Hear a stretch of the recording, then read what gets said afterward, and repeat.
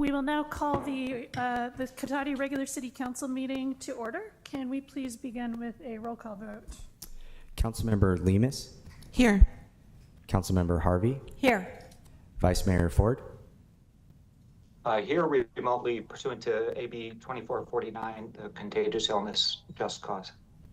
And there are no other adults in the room with me. Thank you for that clarification. And Mayor Sparks. Here. We'll now stand for the land acknowledgement, followed by the Pledge of Allegiance. The city of Cotati recognizes that we are on the ancestral lands of the coastal Miwok, who are the original caretakers of this area. We respectfully acknowledge the indigenous peoples who have been stewarding and maintaining a relationship on this land as knowledge keepers for millennia. This acknowledgement does not take the place of authentic relationships with indigenous communities, but serves as a gesture of respect to the land we are on. And now we'll say the Pledge of Allegiance. I pledge allegiance to the flag of the United States of America and to the republic for which it stands, one nation, under God, indivisible, with liberty and justice for all.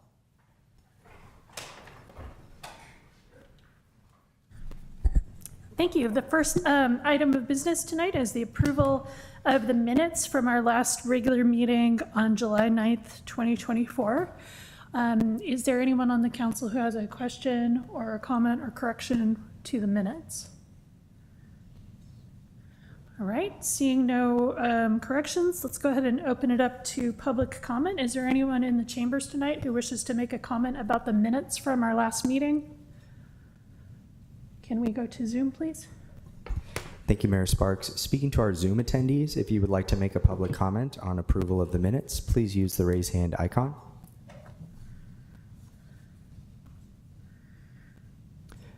Mayor Sparks, that'll end public comment. All right, thank you. If there's no corrections, I'd be looking for a motion. Move to approve the minutes. A second. We have a motion and a second. All in favor? Oh, Kevin, do we need to take a roll call? Okay, well, let's go ahead and take a roll call vote.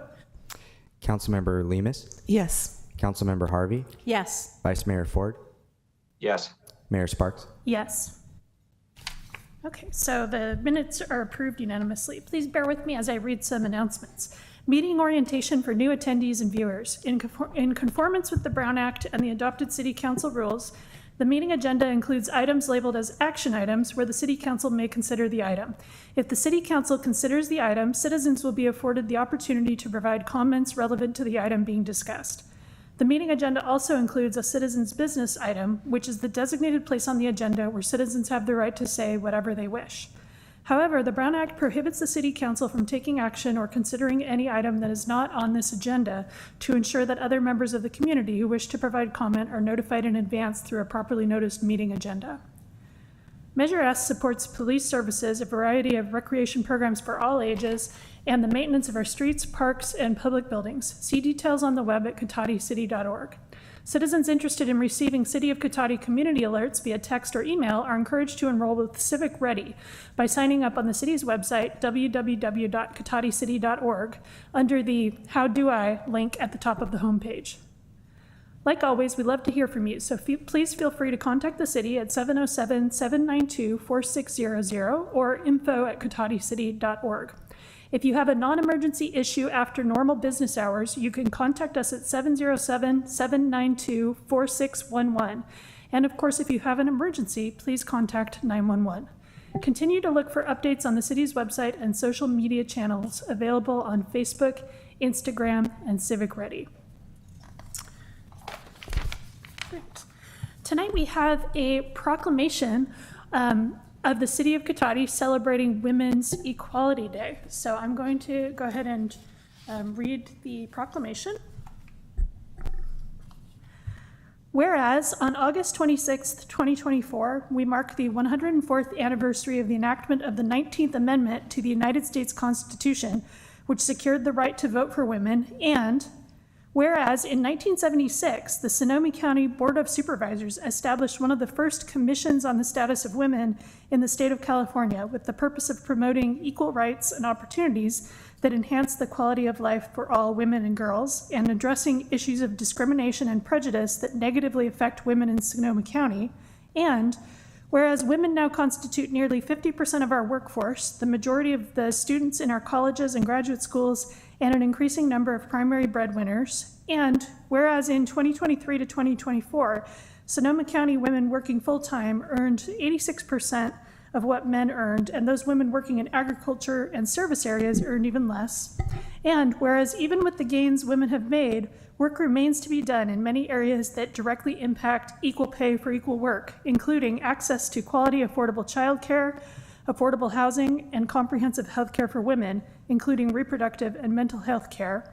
And whereas the mandate for Women's Equality Day in 2024 is to invest in women and girls to accelerate the progress of our country, now, therefore, be it proclaimed on this day of August 13th, 2024, by the City Council of the City of Cotati, that August 26th, 2024, is proclaimed as Women's Equality Day, marking the 104th anniversary of the enactment of the 19th Amendment, celebrating the achievements of women and recommitting to gender equality in the City of Cotati, including equal pay for equal work, and accelerating the overall progress of women and girls. All right, thank you.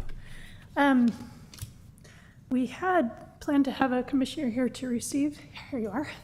Thank you so much. You're welcome to say a few words if you'd like to. Thank you.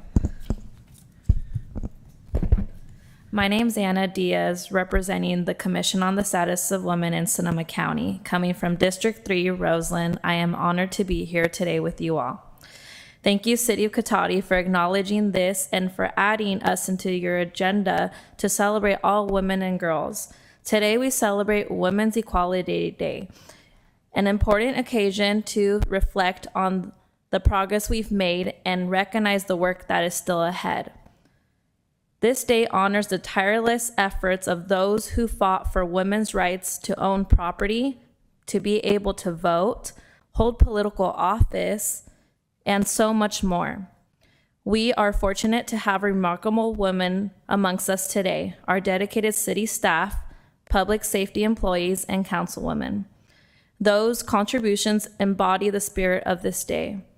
The leadership and service are testaments to the progress we've achieved and the doors that have been opened thanks to the brave women who came before us. Their struggles for equality have paved the way of opportunities and rights that we enjoy. As we celebrate, let us honor their legacy by continuing to advocate for equality and support women in all walks of life. Together, we move forward with a commitment to fairness, respect, and empowerment for all. Thank you. Thank you so much for coming, and would you like to get a photograph together? Sure. Okay, great. Can one of you guys? Oh, okay, cool. Thank you. How are you? Thank you for everything you do. Of course. Yeah, of course. Thank you. We can hold this together. Oh, yeah. There you go. Okay, we have a couple pictures.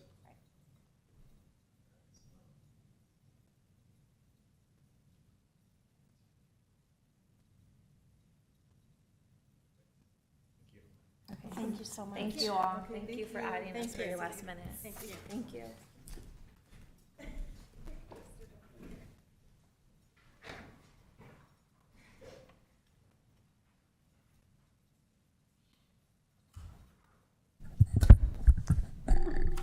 All right, so moving on to business items, were there any proposed changes to the agenda tonight, City Manager Obed? Thank you, Mayor, members of the council. There is no proposed changes for the agenda tonight. Okay, so we'll move straight on to number 9. Citizens' business and public comment for consent calendar items. Any member of the public wishing to speak to the council on any items listed on the consent calendar or any matters not listed on the agenda that are within the subject matter jurisdiction of the council may do so at this time. Pursuant to the Brown Act, the council is not allowed to consider issues or take action on any item not listed on this agenda. Pursuant to City Council Policy 2023-01, comments of any member of the public are normally restricted to a total of 3 minutes in length per person for matters not on the agenda, and a total of 3 minutes per person in length for any and all items on the consent calendar. The mayor may extend the time limit for a reasonable time where a disability accommodation has been requested.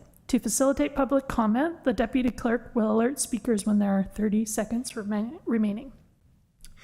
Can we start with Zoom for the citizens business portion? Thank you, Mayor Sparks. Speaking to our Zoom attendees, if you would like to make a public comment for citizens business or consent calendar items, please use the raise hand icon.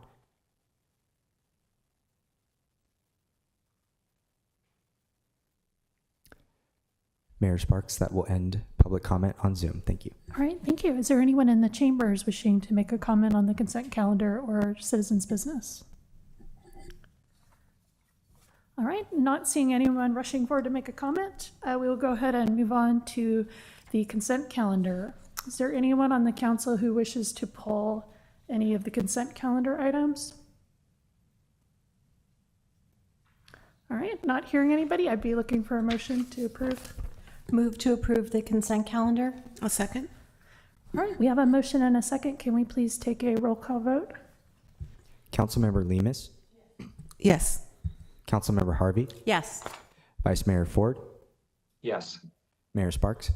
Yes. The consent calendar is approved 4-0. That brings us to item 11, direction on future agenda items. Is there anyone on the council who wishes to propose a future agenda item? Yes, Councilmember I do. Lemus. Yes, I wanted to request either a letter or a proclamation in opposition to Measure J. We're never really seen bipartisan support for opposition to Measure J. It's a critical issue to protect our local farms, our ranches, our agriculture. Passage of Measure J really could have potentially a $500 million impact on our regional economy. So it's really important. And anyway, it's huge and important to support the No on J campaign to protect local food and agriculture. So is there any objection on the council to placing that on a future agenda? Okay, seeing no objections, we'll put that on a future agenda. Any other proposals for future agenda items? Okay, so we will move on to our regular agenda. I think we will start with item 12A, which is countywide implementation of a microenterprise home kitchen ordinance. Who shall I turn this over to? I'll start. Okay. Yeah, thank you, Mayor. All right, so before I get going, we have Christine Sosko with us. She joined us tonight. She's the Director of Environmental Health with the County of Sonoma. So it's her division that would do the implementation of this if the county moves forward with the adoption of the MECO ordinance. And so for anyone not familiar with MECO stands for Micro Enterprise Home Kitchen Operations, and they're small-scale retail food facilities that were established by state law in 2018 and 2019, allowing individuals to run small restaurants as dine-in or takeout establishments. And this is, as you probably know, this is just another step that we've seen recently from the state to establish a continuum of different small business opportunities, everything from food carts, which recently was basically through some state legislation allowed to occur statewide, so preempted city's authority to zone out food carts. So food carts on one end, you also have food trucks, cottage food industries, which is more like dry food, non-perishable type foods. MECOs, which we're going to be talking about tonight, which are take-in or dine-in restaurants at people's homes, smaller scale. Food, I think I mentioned food trucks, but all the way up to brick and mortar establishments. And the idea is to give people without the capital opportunities to get into business for themselves, and ideally, if they're successful, grow it, from a city perspective, ultimately into a brick and mortar type business. In 2021, this is included in the packet. The city previously discussed MECOs, and that letter that was sent to the county is in there just for reference. This item tonight, after we have the discussion, one of the things I'm hoping to get from the council was direction to staff on, is that letter still the position the city wants to take on MECOs, or is there a different position that the city wants to transmit to the county before the county has said that they're going to hear their MECO ordinance probably in early October. And then I think that's a good overview just to get things framed. Christine, if you would come in, she has the presentations in the packet, but she will walk through that and let us all know what MECOs are about. Okay. So, thank you.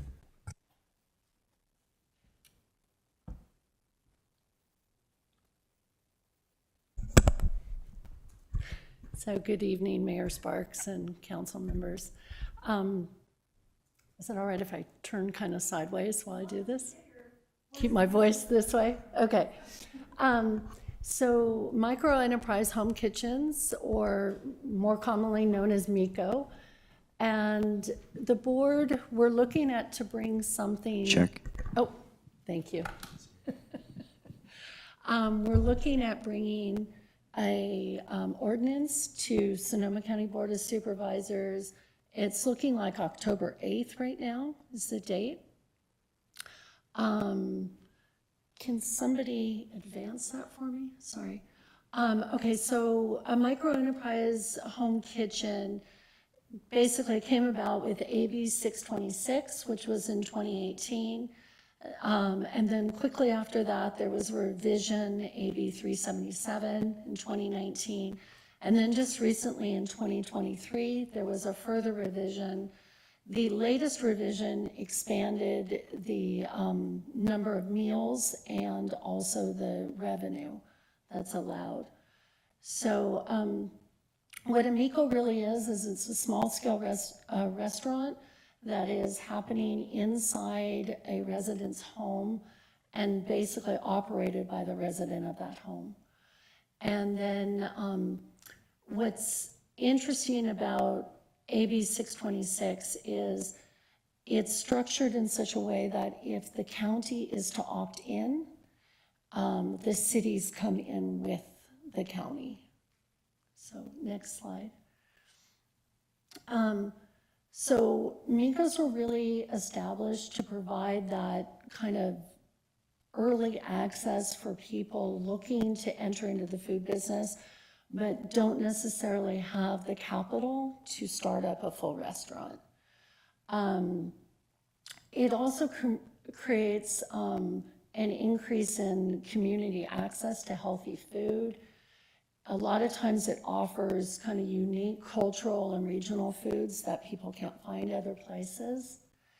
And then what we're noticing is if you go to some of the platforms right now, like Facebook Marketplace or something, you'll find there's a lot of these small-scale restaurant kind of facilities already operating. And so this is a way to get them under regulation and increase the health and safety standards that are happening at those facilities. So next slide. There's some unique requirements that go along with the MECO. The operator must be the resident of the private home, and they also have to hold a food safety manager certification.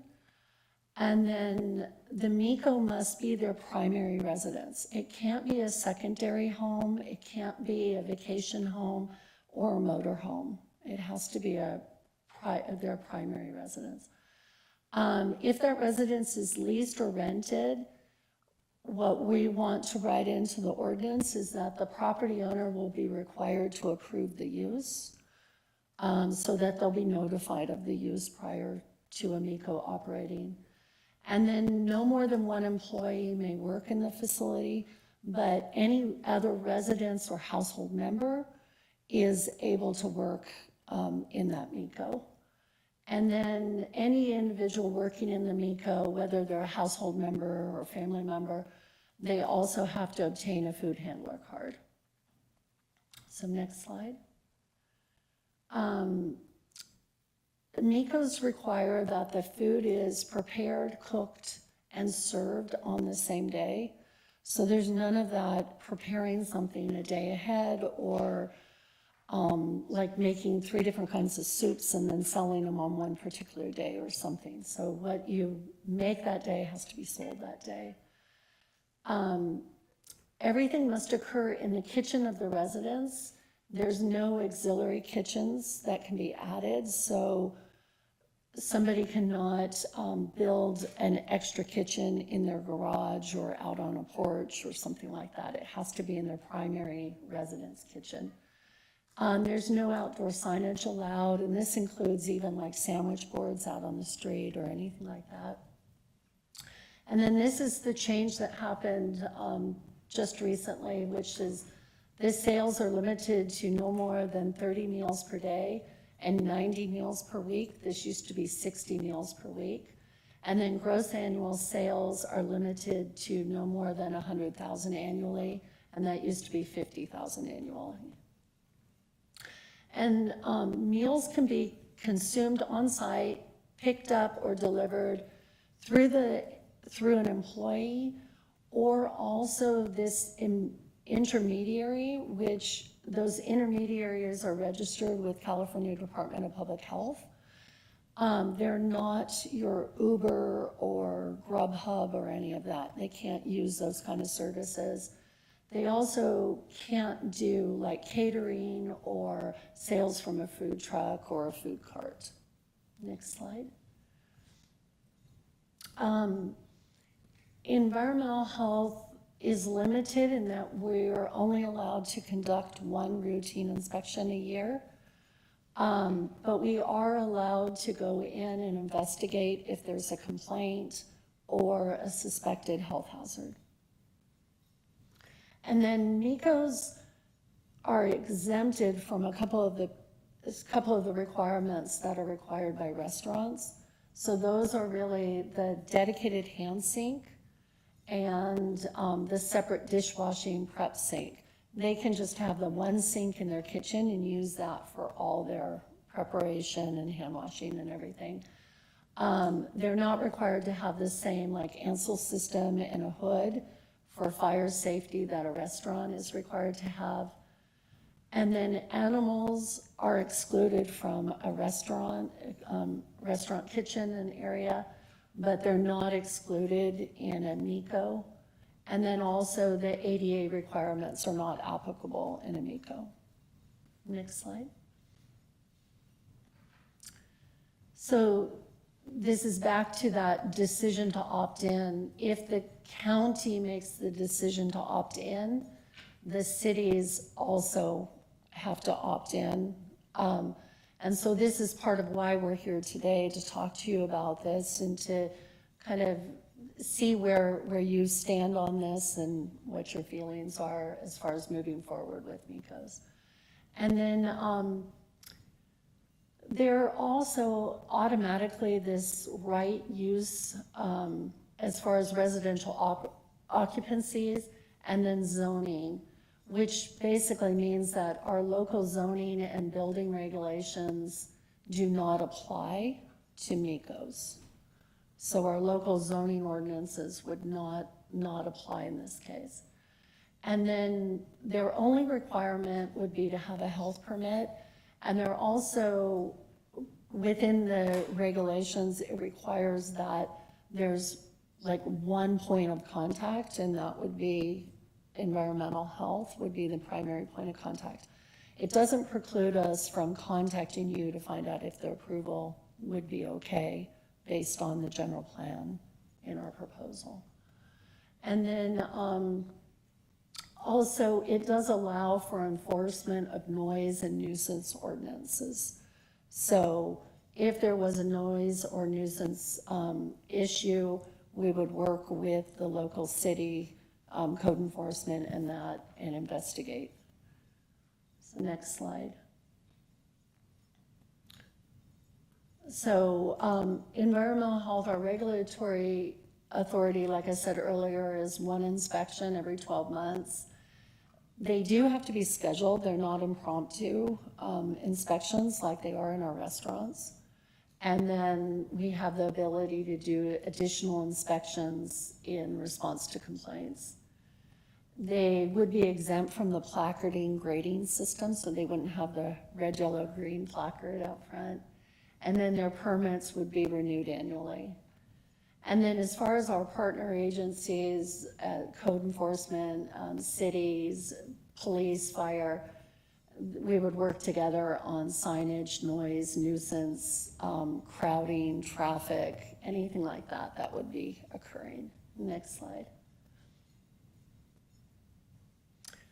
So one of the reasons we're here today is AB 178 is a MECO assistance grant.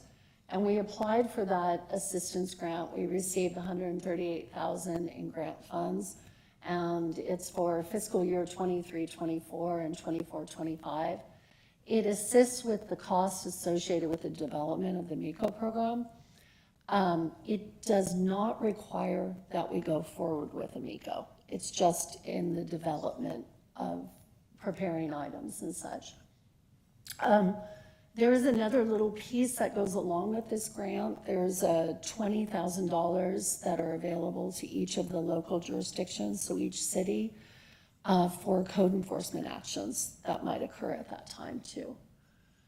And then when we applied for this grant, we looked to see how many jurisdictions already have a MECO program, and then how many are considering.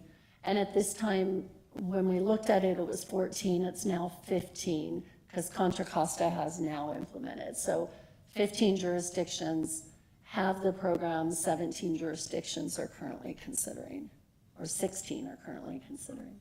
Next slide. So in 2021, we did outreach with the cities.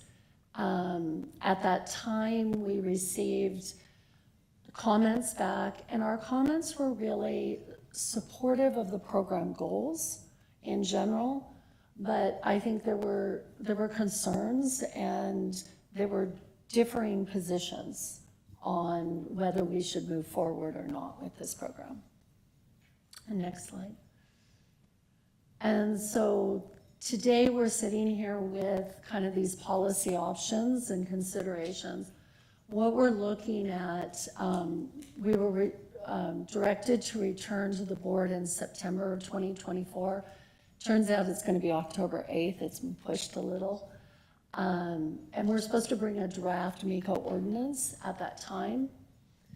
And so our proposal is to opt into the MECO statute via ordinance, but then we would have MECOs permitted in any residence, but they would not be permitted in areas both in the unincorporated county and in the city where there's a conflict or they're prohibited by the general plan.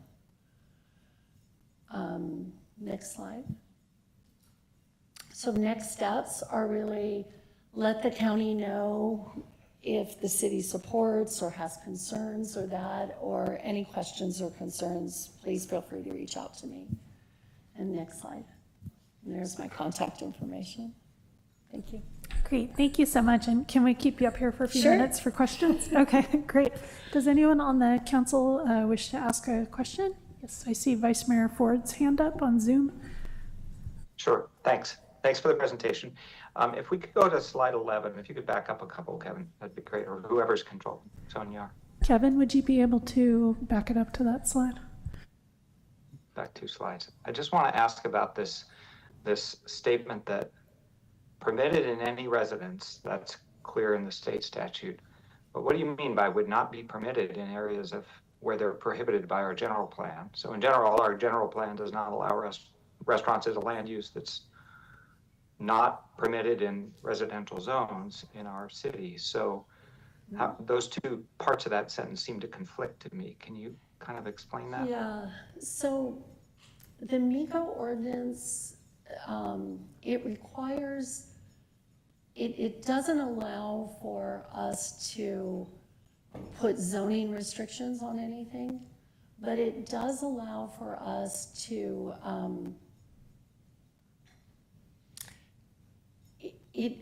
our interpretation is it allows for us to still have restrictions based on our general plan. So what what we're seeing, especially in the unincorporated county, is if we were to go forward with MECOs without putting in this caveat that it has to be in compliance with the general plan, we would need to go through a full CEQA analysis and revision of our general plan, because there's things that are not consistent. And it Right. sounds like that's kind of what you guys have too, a little bit. Could I ask you a follow-up question along the same lines? So if our current zoning doesn't allow for restaurants in residential zones, would we have to do a general plan amendment in order to implement MECOs in Cotati?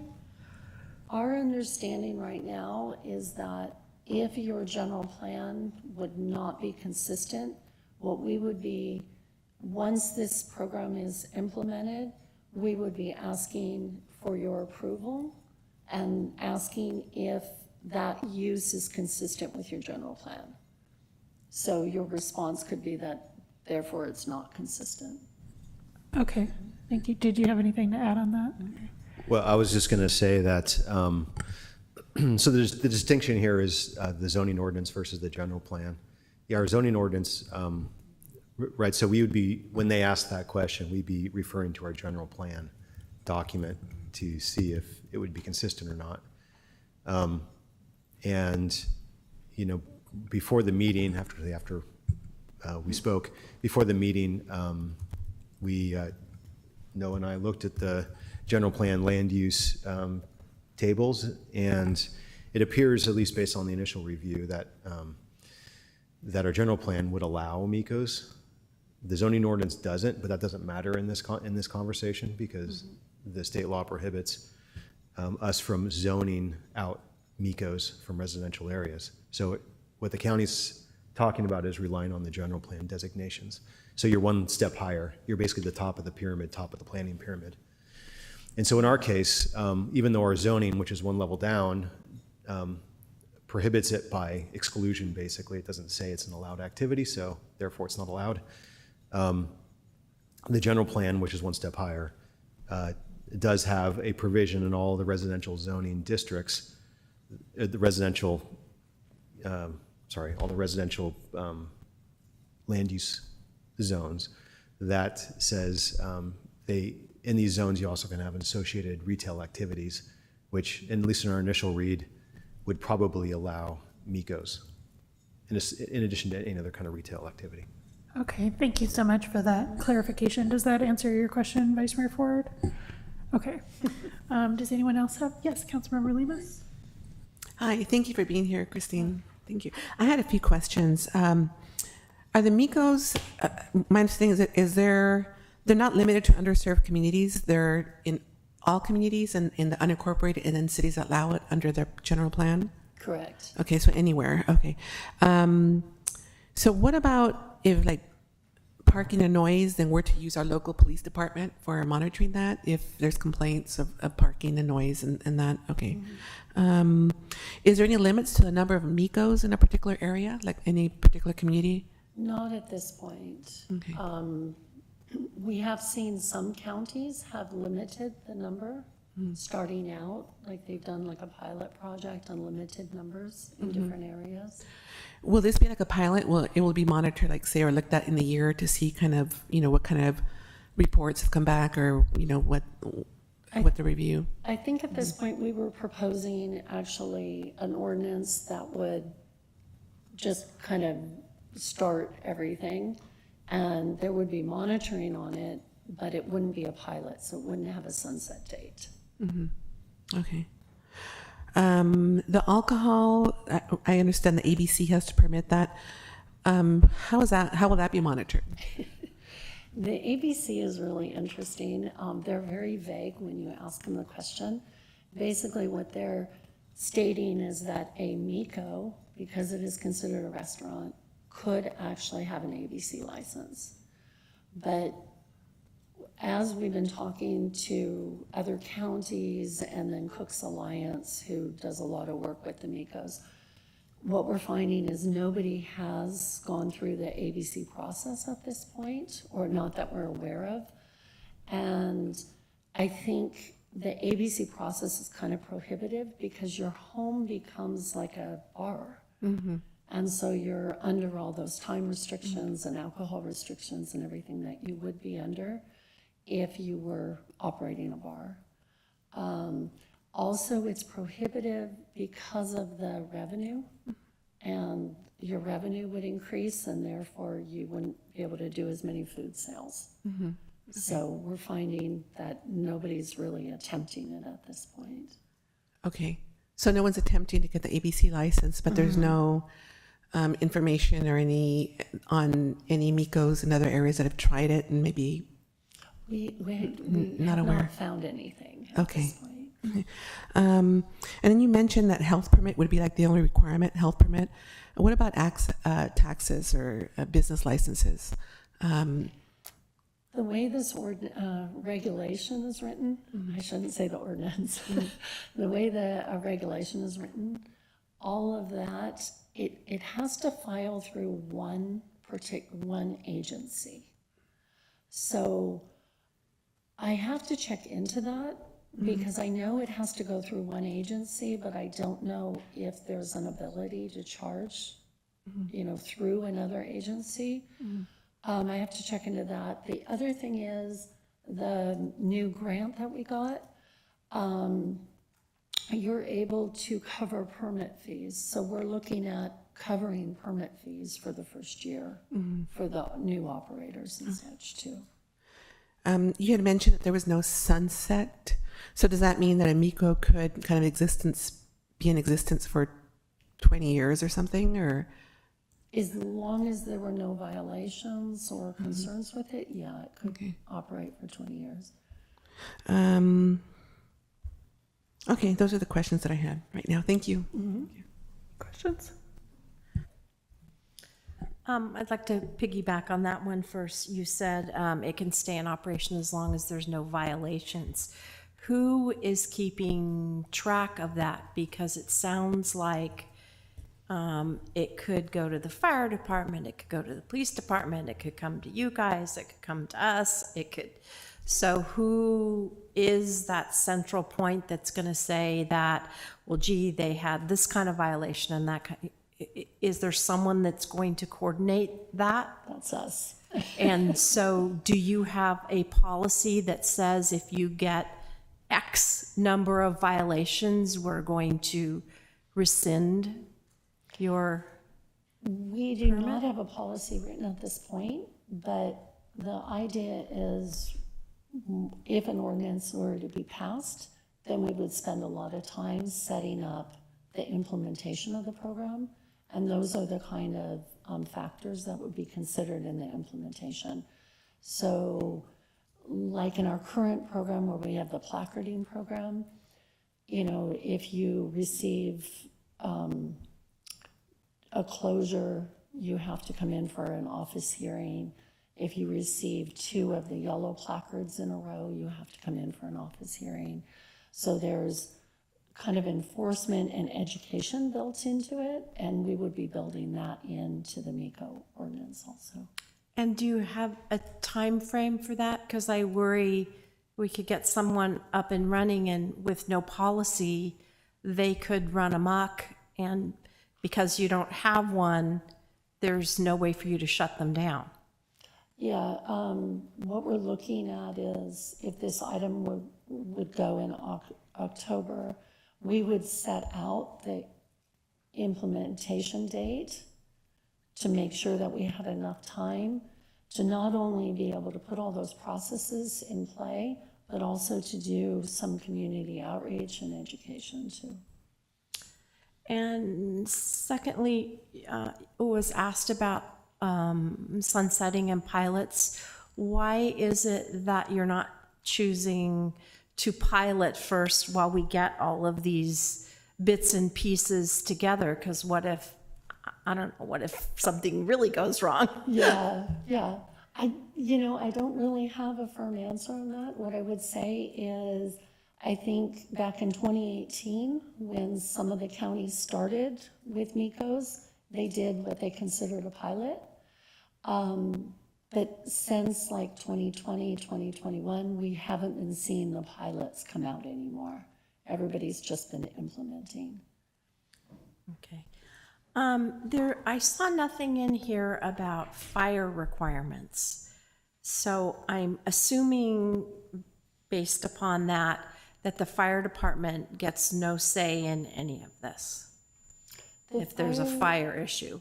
The fire department would not have like a sign off on a new permit or anything like that.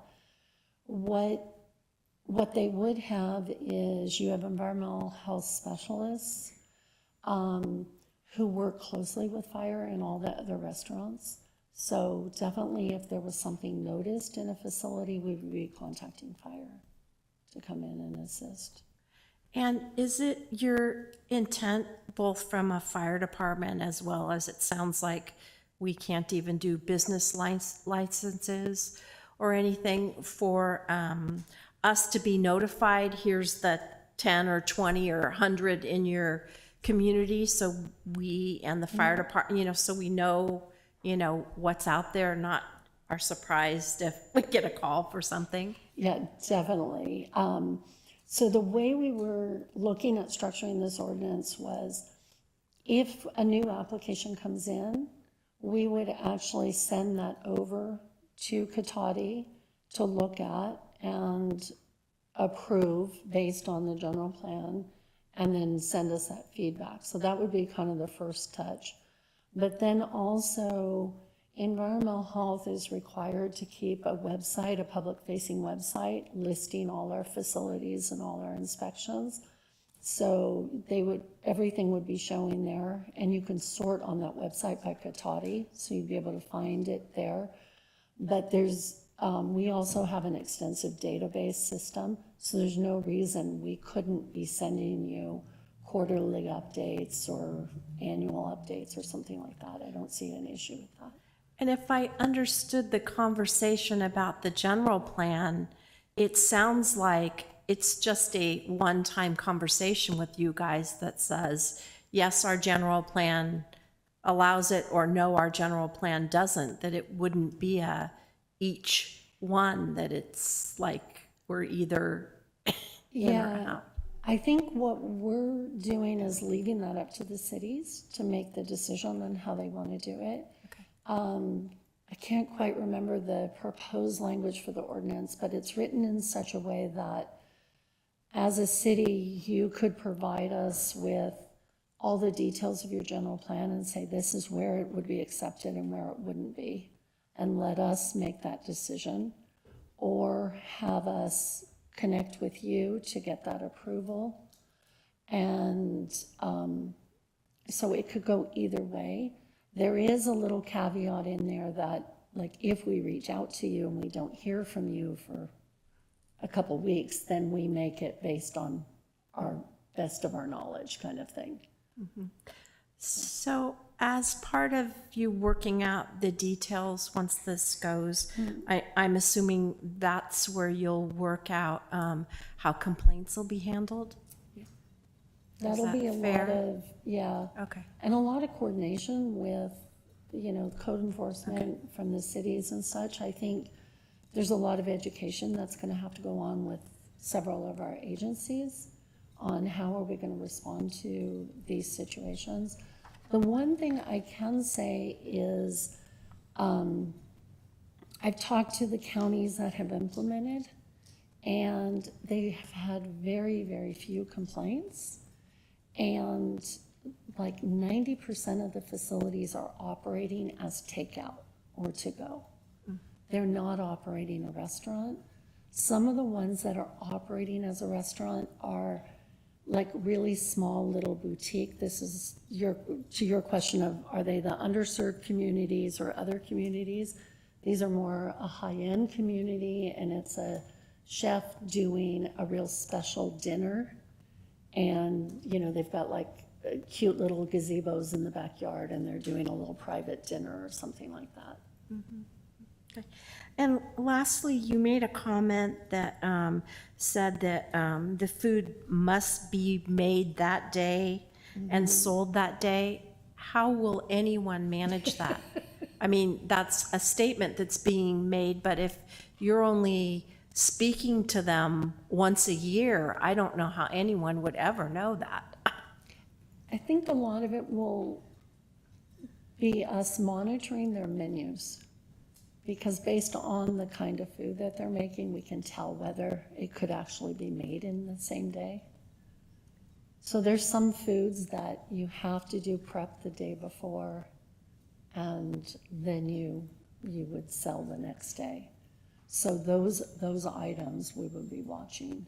And if we do see somebody putting an item like that on their menu, then that would be reason for us to do an investigation and have them walk us through their process. How are you preparing this in the same day?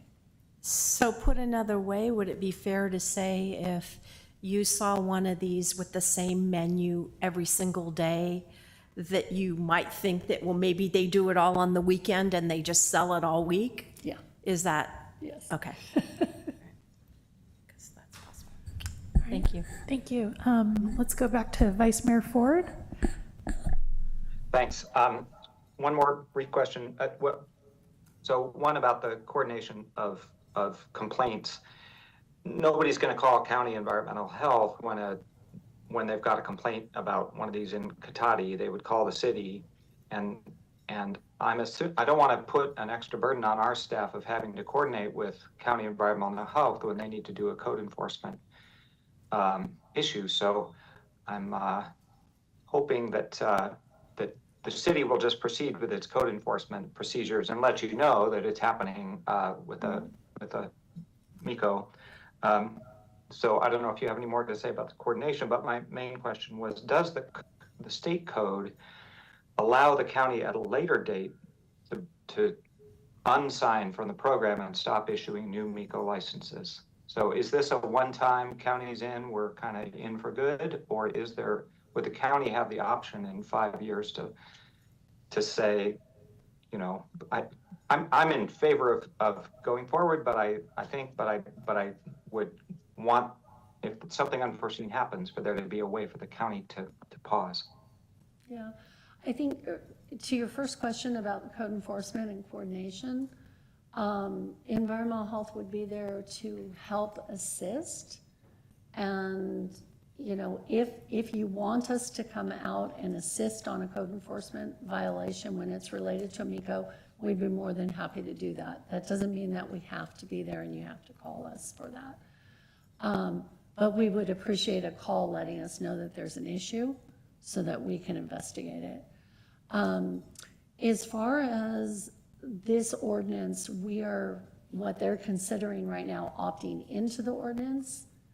We also have the ability to opt out of the ordinance. So in answer to your question, I think if years down the road or something, there's an issue and it's not working well, I believe we still have the option to to opt out at that time.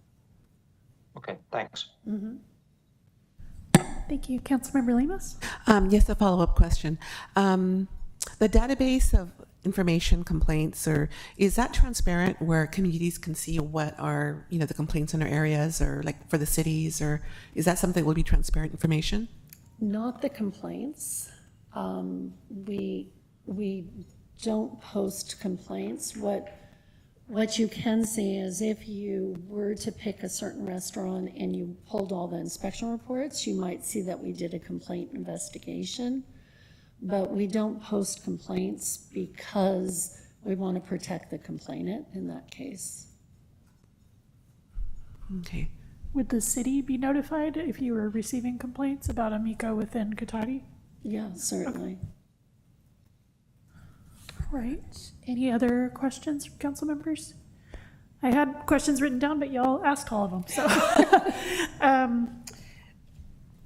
let's go ahead, and if you'd like to have a seat, we might reserve the right to ask you more questions later.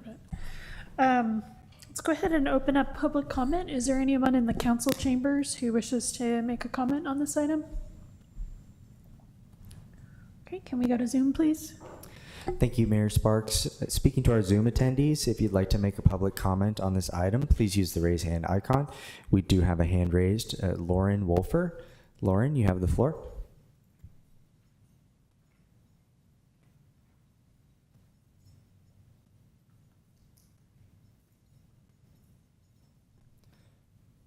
Lauren,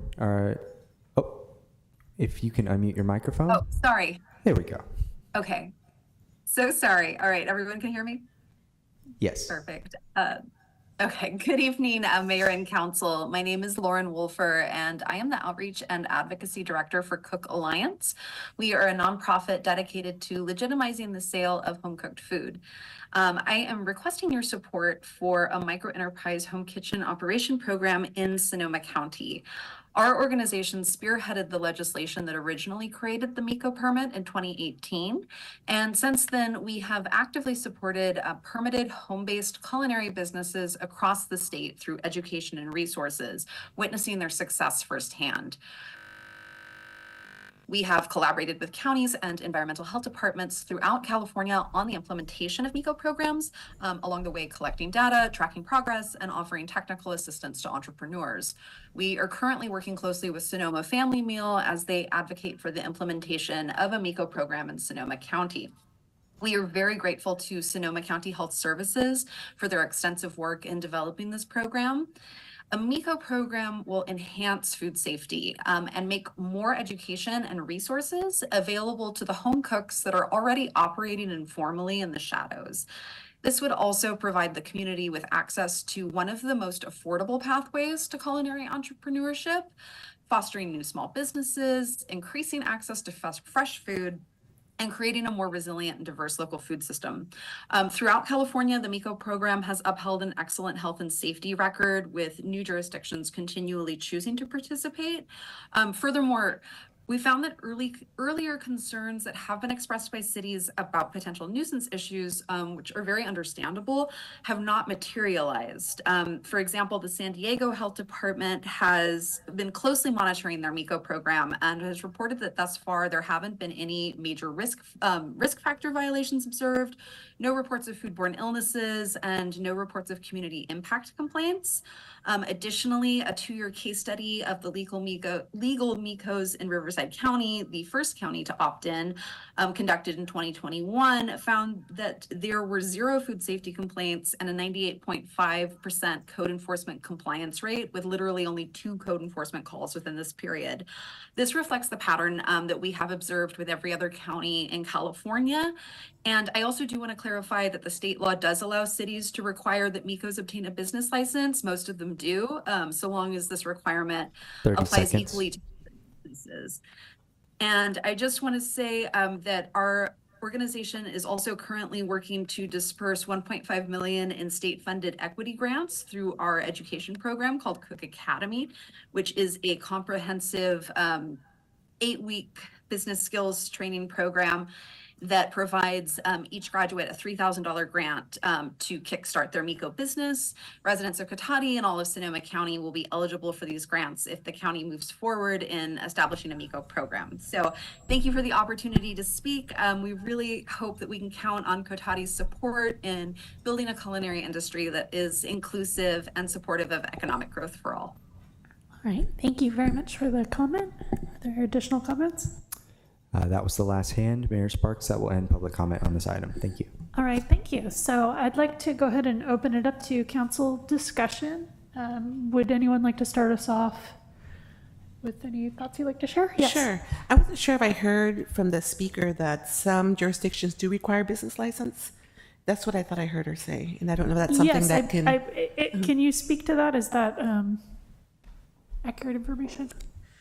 Yeah, that's, she just clarified that yes, you could do a business license. So would that be at the county level, or would that be with the cities? I don't know the technicalities of that. We'd have to investigate. Okay, yeah, I think that's something I would be interested in kind of Yeah. looking into. Councilmember Lima, so I suspect how something like that would work would be, since the county is the primary agency under the MECO legislation, it could be part of their process where they require the applicants to provide evidence of a city business license if they're operating in Cotati, for example. I think that's how that would probably work. That's, I mean, in other contexts, that's how it would work Yeah. typically. That's what we do with all the restaurants and everything Okay. in the county. Yeah, and just my other comment was, I think it's a great idea. I love kind of diversity of food. One of my, I guess, concerns, being in the past involved with the Hispanic Chamber and also the Cotati Chamber, is the unintended consequences of small businesses and restaurants, you know, the existing restaurants. I've already seen some kind of go under, and I just kind of, that's just a little concern that I have. But otherwise, I'm supportive of this. Great, thank you. I guess what we're tasked with doing right now is thinking about this letter that we're asked to send and deciding if we want to change it. So I'd like to hear from everyone if you're broadly supportive of sending a supportive letter, or if you would prefer to send a letter saying we are not in favor of going forward with this, and also your comments about what you'd like to say in the letter. I see a hand up from Vice Mayor Ford. Yes, I'm broadly supportive. I would like to empower home-based businesses like this. So I would favor sending a revised letter that lays out some concerns around code enforcement issues, and there being a clear county ordinance that gives the city's code enforcement process some say in the potential revocation of a MECO license. That feels like a really gray area right now to me, and I'm concerned about that the county is the only one with the authority to issue or deny or revoke a license, and yet we have to deal with the code enforcement issues. And so that's my only real concern right now. I'm really happy to hear the history that a lot of the counties that have already signed on have had a positive experience so far. And I expect the same here. Thanks. Great, thank you. Councilmember Harvey, would you like to weigh in? Yeah, I'm generally supportive. I would like to see that we get the points in there about business licenses and violations and revoking licenses, and that they get back to us with implementation dates. I don't want this to drag out there forever. And some more clarity, if you will, on how they plan on making sure that things are made the same day and sold the same day. Because I think that's a tough one. It feels like it's an honor system, and maybe there's ways to do that, and more clarity to exactly their complaint system.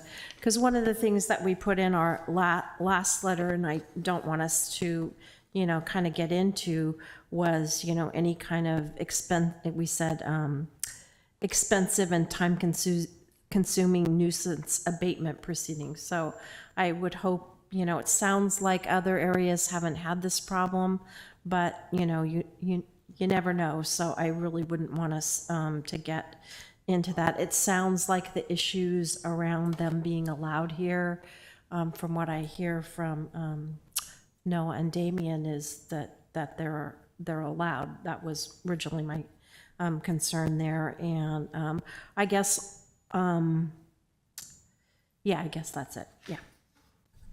I tend to agree with everything that's been said. I'm supportive of this as a concept, and I'd like to see us revise the letter to support MECOs with the provisions that everyone had already mentioned, which I have got written down as clarity about business licenses being required, implementation dates clarified, the city's having a say in revoking licenses if there are code enforcement issues, and some clarity about how we'll make sure that the food is made and sold the same day. Does that, I see our city manager furiously scribbling. Does that match what you've got? Yes, I believe that encapsulates everything that's been said that I wrote down. Okay, perfect. Yeah. Does anyone else on the council have anything that I missed or anything to add? Yes. Just that there's clarity also in how complaints will be handled. Yeah, the code enforcement, kind of how that will work, and the Well, cities, right? I mean, it could be code enforcement. I mean, it could be, hey, I got food poisoning, you know. I mean, health complaints. yeah, whatever the complaint is, it might not be necessarily a nuisance complaint. Just kind of, I'd like to know what the complaint process is. Okay. Good. I think I get the outline of what we want in the letter. So my next question is: do we want to? Does the council want to delegate that and just draft it and send it, or we do have some time? We could potentially bring it back to council to have everyone look at the draft letter before we send. I see Vice Mayor Ford's hand up. I would be happy to delegate to the mayor. I would be fine with that as well if no one has an objection. Okay. No adding in extra things for yourself. Okay, so do we need to take a vote, or is the council direction that you've received sufficient? The direction works. That's all we Okay, need. Thank great. you. Christine, thank you very much for joining us tonight. We appreciate your time. All right, so we are going to move on to item 12B, which is approval of agreement for budget workshop facilitation. Thank you, Mayor, members of the council. So before I start, I'll just let you know that we have, if there's some questions about the scope after the brief presentation, we do have Michelle New with us, who is with Baker Tilly. You all know Michelle from the team building exercise that the council did a couple years ago. All right, so this is largely covered in the staff report, but I'll go over the high points.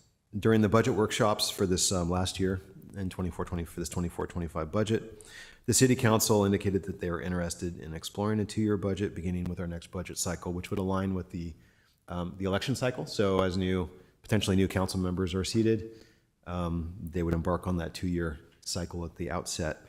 And given the longer time horizon for a 2-year budget as opposed to the current 1-year budget, the council had indicated that it would be important to have a more robust conversation about priorities up front before moving into the more detailed strategic planning and general fund and enterprise type workshops. And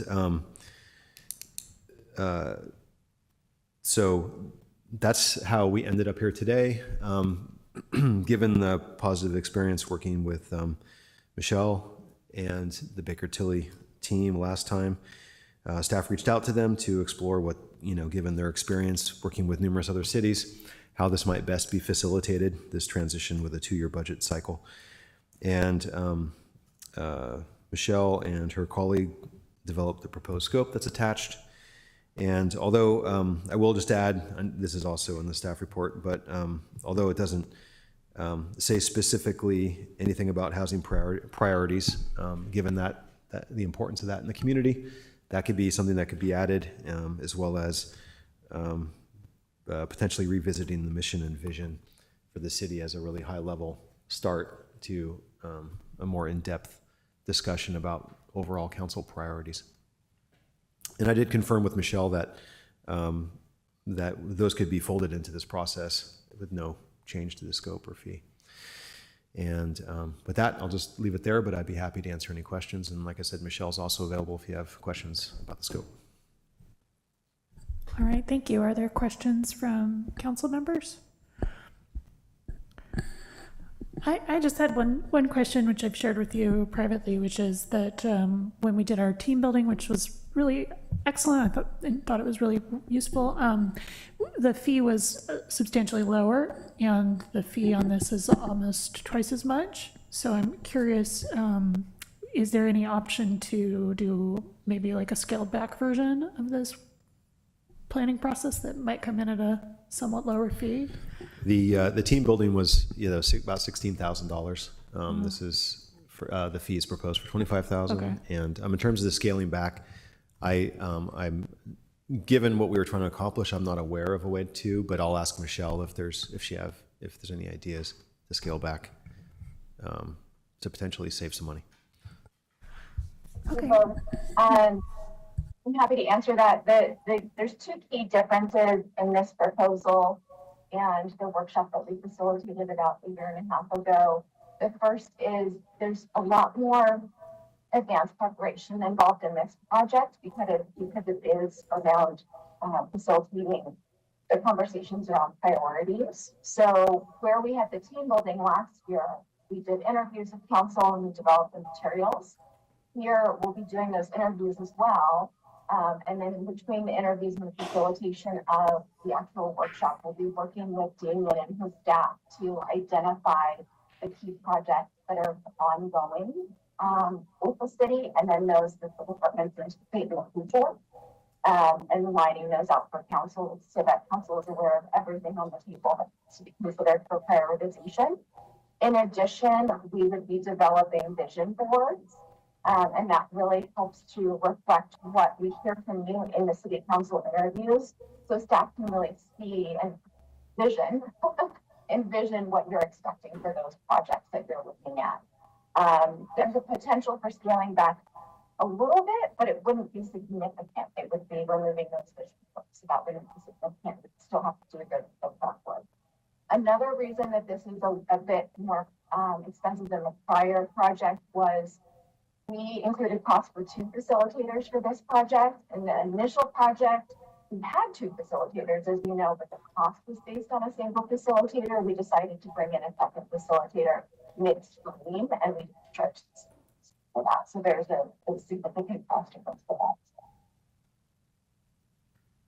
that. Okay, thank you for that information. I appreciate that. Okay, so let's go ahead and open up. Does anyone else have any further questions? Okay, let's go ahead and open up public comment on Zoom. Thank you, Mayor Sparks. Speaking to our Zoom attendees, please use the raise hand icon to make a public comment.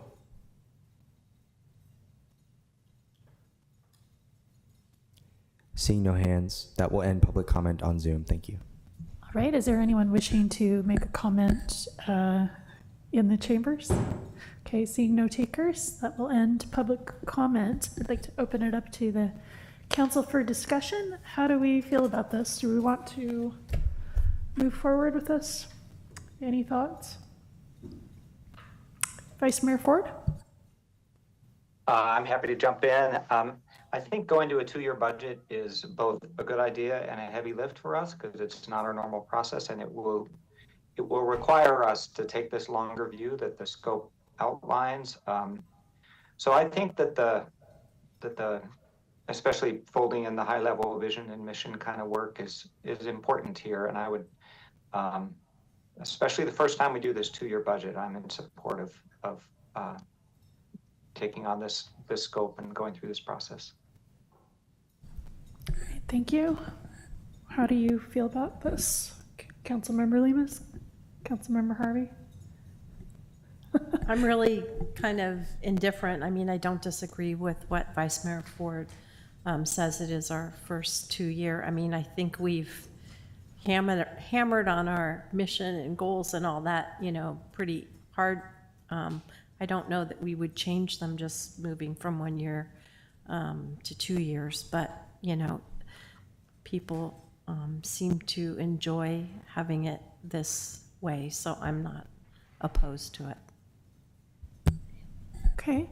I did have some concerns about the cost, but if we're thinking about it as maybe just a one-time thing that we'll do as we do this transition to the 2-year budgeting and hopefully figure out how to do that smoothly in the future without needing outside assistance, then I'm not quite as concerned about a one-time cost. Does anyone want to make a motion? Or do you want me to? No, I can do it. I was just getting to the right page. Oh, okay, sorry. I make a motion to approve an agreement for facilitation of a budget workshop and authorize the city manager to execute said agreement. A second. Okay, we have a motion and a second. Can you do a roll call vote, please? Councilmember Lemus, Yes. Councilmember Harvey, Yes. Vice Mayor Ford, Yes. Mayor Sparks? Yes. Okay, that agreement passes unanimously. Thank you, everybody. Okay, that takes us to item 12C, which is a discussion of the Cotati Cultural Event Grant Program. We originally were going to address this at our last meeting, but we had to push it on to this one. So here we are back. We're back. Good evening, Mayor and members of the council. Thank you for taking me back again tonight. At the November 11th, 2022 City Council meeting, the City Council approved a list of measures and projects created by the Equity Ad Hoc Committee with a goal of improving equity in the city. One of the measures directed staff to create a small grant program to bring more multicultural community events to Cotati. And then separately, the city has an old donation policy, which is attached for reference that we haven't used in probably decades, but it's here, the one that we have in existence. The Cotati Cultural Event Grant Program is proposed to be held on an annual cycle, which is included in the staff report. And given that this would be a pilot year, applicants would have a shorter application period for the first year if approved, just because we're not getting started at the beginning of the cycle that we are proposing. Applications would be reviewed, evaluated, and ranked by an internal staff committee. The committee would recommend projects to the City Council, who will make the final decisions on which grants will be awarded. The program is proposed to be open to new and existing events, but each event can only be awarded once. Existing events could include Oktoberfest, the Accordion Festival, Shop and Stroll Music Fest, and the Farmers Market, which are already existing events in Cotati. The priority is to provide support for the first year of an event with the hope that they will be successful in return in the future. However, given that several of our current annual community events are hosted by nonprofit groups and are multicultural, it's recommended that they're also eligible to apply for the grant. There's a rubric that is included in the staff report that would be used to measure proposals for new and ongoing events and would evaluate if the proposals are promoting events that reflect the diversity of our community. A draft is shown in the staff report. If the City Council has input suggestions on the criterion categories, staff would incorporate those into the final scoring rubric which will be brought back to the city for approval. So that we'll talk about that after the staff report. The grant program would not take the place of the current fee waiver options in the park permit and special event policy. The current fee waiver allows annual events to request a full fee waiver for their first year of their event and a 50% fee waiver during the second year, with the hopes that they will be well established enough to come back for a third year with fully assessed fees and any years addition after that. In addition, IRS recognized nonprofit groups and government organizations may request a 50% fee waiver for permit fees in any year of their event, given that the event is free to the public. I do want to note that the council has made exceptions to that policy this current year and last year for the Cotati Accordion Festival. If an application for a small grant program is not awarded, they would still be permitted to apply for a fee waiver through the park permitting process. So even if they don't get this grant and they qualify, they can still ask for a fee waiver through the park permit. To ensure that the grant meet the goal of the council, any grant program we do should be a limited term pilot. So it would be based on available budget and not necessarily for the rest of time. Staff will return. The goal is to have a discussion today and then return at a future meeting with updates, including an actual application and evaluation form with the new donation policy, and incorporate any council feedback we get tonight. The old donation policy would be repealed and replaced with a new policy accompanied by this grant program. The financial consideration for the program would be $10,000 annually, which would come from the City Council annual allotment through the city's general fund that's already been adopted. It would come out of the $25,000 fund that the City Council currently has. And with that, I would like to recommend that the City Council review and discuss the Cotati Cultural Event Program and provide direction to staff. All right, thank you. Are there any questions for Ashley right now? Okay. I had a question which was just about the timeline. Mm-hmm. I saw that the applications would be due, oh gosh, I've lost the page. do you remember off the top of your head, due in January. January, and then the awards would be made in April? Was that correct? Announced in March. Announced- Well, yeah, and then applications for the following year would open in April. Oh, okay. So I'm was thinking it might be a little difficult for people if they're trying to get something off the ground in the early summer to have enough time to plan with that timeline. Was there any thought of doing the awards a little bit sooner in the year? Well, part of it is that we don't want events to happen during the wet months of the year. So we would want to have that time that would be the review process, and it's not ready to do yet. So the hope is that people learn about it now and they can be planning for it. If they're not eligible this year, that they go, oh, this is a great idea for me to do next year, which honestly, this year could be a year that events that we already know are happening could apply, and it could kind of give us a time to evaluate how the process goes. Also just see what we get. If we throw it out there, you kind of have to, for this first year, it would kind of have to be an event that somebody already has in their mind that they know about, instead of like, oh, there's money available, what can I do? Because it does take a long time to plan the event and make sure that it's going to go smoothly. So that's why this one would be a shortened one. But the hope is that with enough advertising and marketing, that people learn about it, and then if they're not selected this year, maybe they're not put together enough, we can encourage them to reapply. When you're talking about this year, do you mean this calendar year, or you mean through next March? Yes. Okay. So the first year of the I process. was just thinking more for like next summer that the if you're planning it now, if you don't know whether you're going to get funded or not until March, it might make it difficult to plan. So I don't know if it kind of makes sense for this year, but I don't know if for future cycles the timeline could be adjusted a little bit earlier. Yeah, we can look at it. Okay. Other questions? Yes.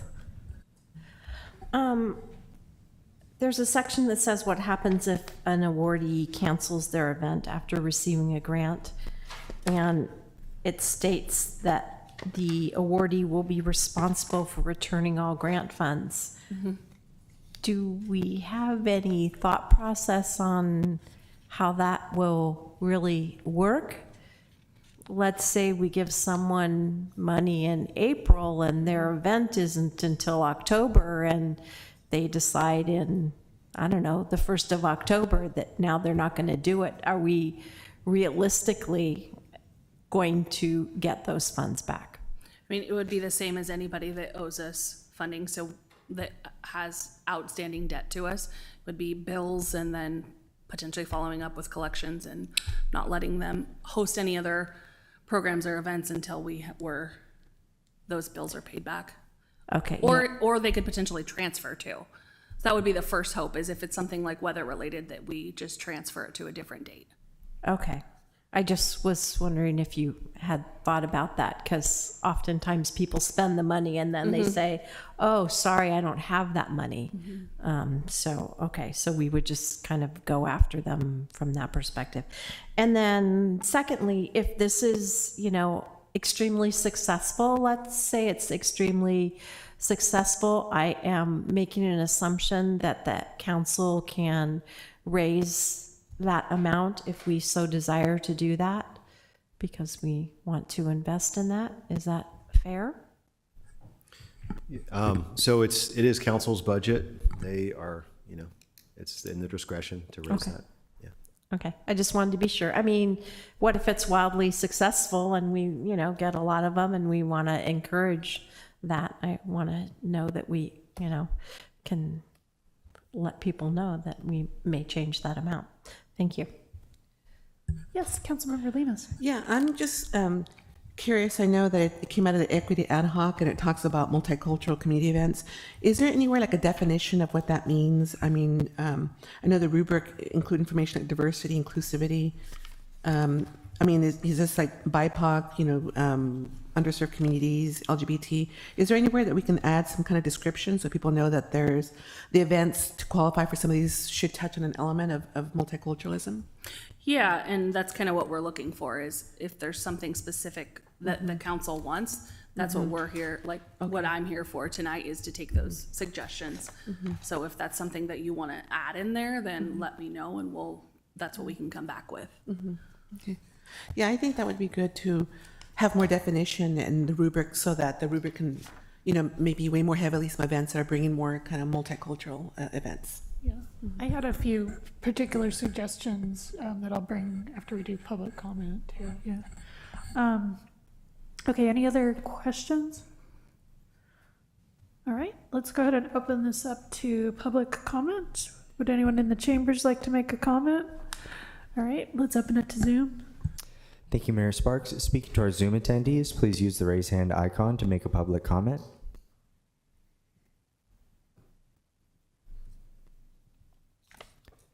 Mayor Sparks, that will end public comment. Okay, great, thank you. If anyone has suggestions about the rubric or any other aspect of this, I'd be taking that now. Yeah, go ahead, Vice Mayor Ford. Okay, thanks. Thanks, Ashley. This looks great. The Exhibit A, I think, lays out pretty clearly that the purpose is to support multicultural events and organizations. And if we can figure out a way to define that more clearly, that would be great, as Councilmember Lima suggested. But I like it pretty well. I did on the rubric. Those boxes would need a little definition for me, some of them, and I want to be careful in a rubric where we're assigning equal weights to all the different rows, that different rows aren't basically counting the same thing, and I'd wonder about the diversity and inclusivity. So I need some definition to understand what we mean differently by those.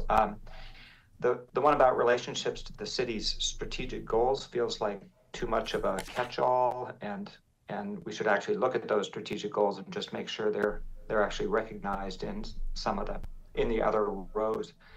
But those are minor. I like the approach. I like the proposal. That's it. All right, thank you. Yes, Councilmember Harvey. What I didn't see in the rubric scoring is first-time events. And it seems like, what we want is to bring some new events in. So if that could be worked in there, I'd like to see that. And I had a suggestion. I thought that the rubric looked good to me in general, but I think that diversity and inclusivity were a little needed a little more definition. So I spent some time looking at cultural grant programs from other communities and arts grants and seeing if there's anything we could use. And I kind of adapted a couple of these. So I would suggest changing inclusivity to inclusivity/access, and then define it something like this. Increases access to music, arts, history, culture, or heritage for people who may not feel included in community life, including low-income residents, people with disabilities, and other special populations. And then for diversity, something like this highlights the culture of one or more particular ethnic groups or communities of interest, something like that. And I liked the one that said promotes community togetherness. I would maybe add to that / broad community appeal. Okay. And I tend to agree with Vice Mayor Ford's comment that the relationship to strategic goals is quite big. We have a lot of goals, so you could make the argument that just about anything relates to it somehow. So maybe removing that and just making sure that things that are important in those goals are kind of tied into the other parts of the rubric. That concludes my comment. Vice Mayor Ford, I see your hand up. Yes, I'm sorry, I forgot one. I would like to replace that strategic goals rubric by something like Cotati resident leadership or something like that. I want to give Cotati resident led events some extra points. Okay.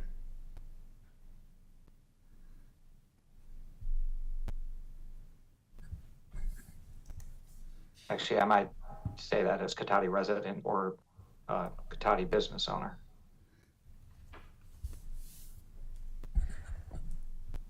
I think all of these are great suggestions. I'm totally supportive of everything everyone has said. As far as the donation policy, do you need any feedback or direction from us on that?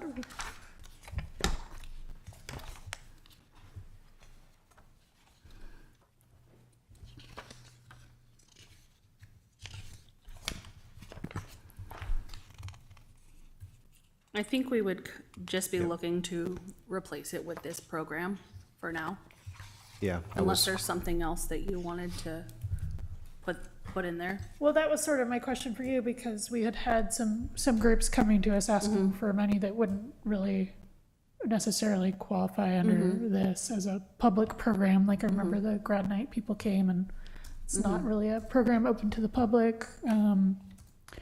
So I guess that's a question for the council then. Do we want to have a separate ability for private groups to ask for funds, or do we want to just focus our limited funds on this cultural grant program for now? I just as soon focus on this for right now. Yeah. And if, we need to expand it later, then we can always expand. But I think we should replace the old outdated policy. Mimeographed policy. Okay, sounds good. All right. So do you feel that you have the direction that you need? Yeah. Okay, I'm great. gonna get the exact language from you later. Okay, that yeah. you read. Because I couldn't write it down fast enough, or I can just watch the video, but I'll get that and use it. I can definitely catch you Okay. after the meeting, or if we take a break, I can Okay. catch you. Yeah. Perfect, thank you. Yeah. All right. Other questions or last comments before we move on? All right. Let's take a 5-minute bathroom break, and we will reconvene in 5 minutes or so. All right. Thank you.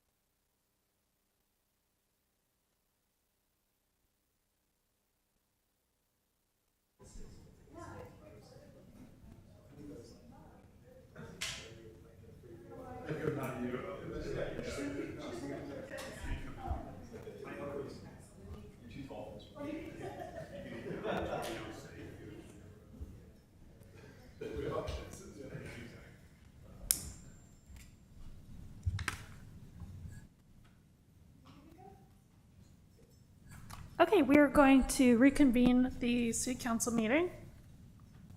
We will move on to item 12D, which is our quarterly financial update on unaudited fiscal year ending June 30th, 2024. That would be me. Good evening, Mayor, council members, members of the public. Tonight I will be presenting our unaudited, as you said, fourth quarter update for the fiscal year 23-24. Next slide. Within the presentation, we'll kind of it's the same format as all of our quarterly updates with a little bit more related to the financial resiliency. Sorry, that's not included in the slide. But we have the citywide overview, the general fund overview, the enterprise funds, the overview of our cash and investments portfolio, and then our financial resilience update. Next slide. Next slide again. So the details on the proposed budget adjustments, because again, I do have to bring, unfortunately, a proposed budget adjustment. They're presented in the staff report and packet page 231. And those are going to impact both the general fund as well as our capital projects funds. So we have overall revenues are at 95.9% of the budget. For the wastewater fund, which we'll go into further detail, we have some pending operating transfers of funds from the operation fund to the capital fund. That's why that one is off. We have other special revenues as well as capital projects. We have timing and transfers that are in there. So as we're trying to collect all the expenses for the financial year, we then also have to do the transfers to pay for all of those expenses. So we're still truing up those year-end pieces, and so those are the primary differences that you'll see here from our audited financial statements when we bring them back once we have our whole ACFR presented ready for you. So the further detail on the factors that should be considered with analyzing the year-end data is outlined in the fiscal year financial report, which starts on packet page 248, and the outline of the differences from what you'll see probably with our financial fiscal year end is outlined starting on page 249. But basically, the financial report does not include all of those year-end adjustments that we're still going through and calculating, or revenues we haven't yet received yet. So we have to accrue those revenues and book them into the year when we earn them, but we haven't received the cash yet.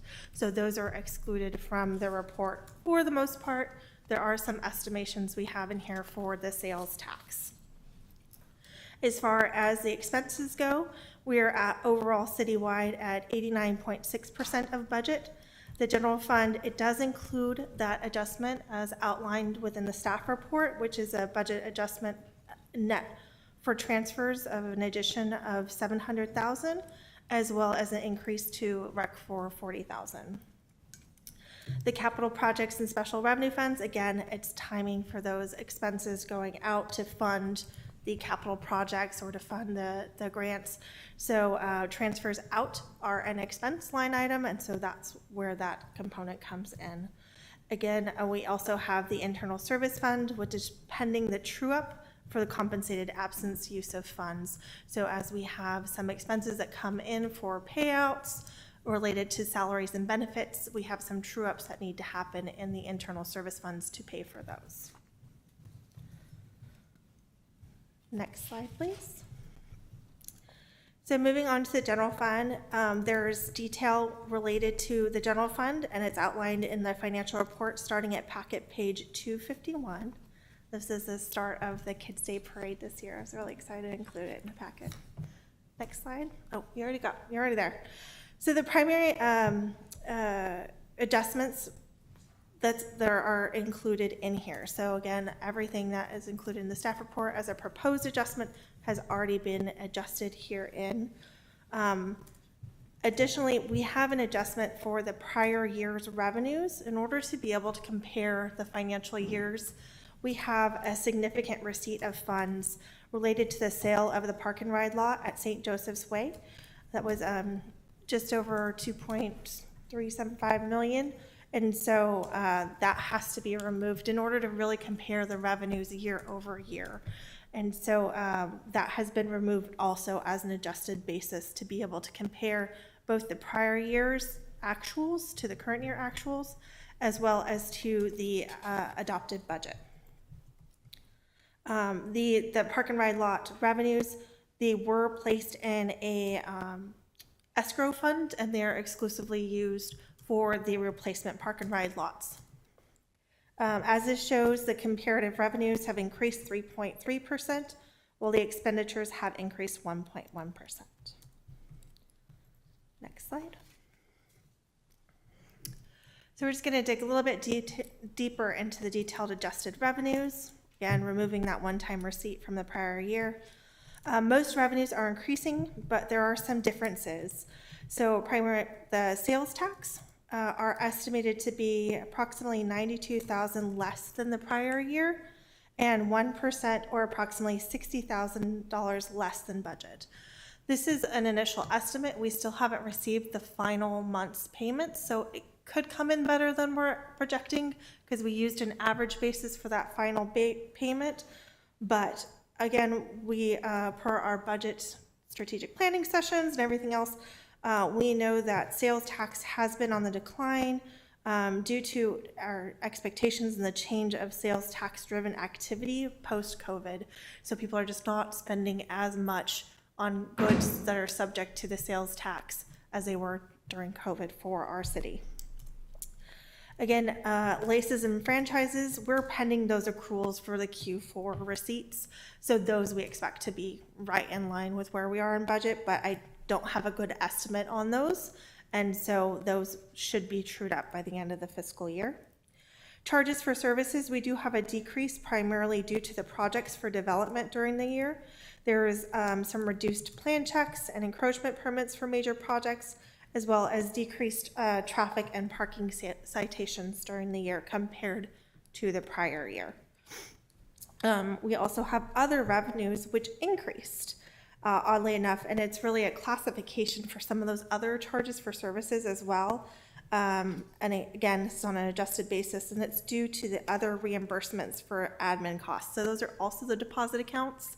So they were kind of classified in both of them. So we had increased admin costs that we got reimbursements for, and those are also for the development accounts and grants. We have those admin costs that we get to reimburse ourselves for.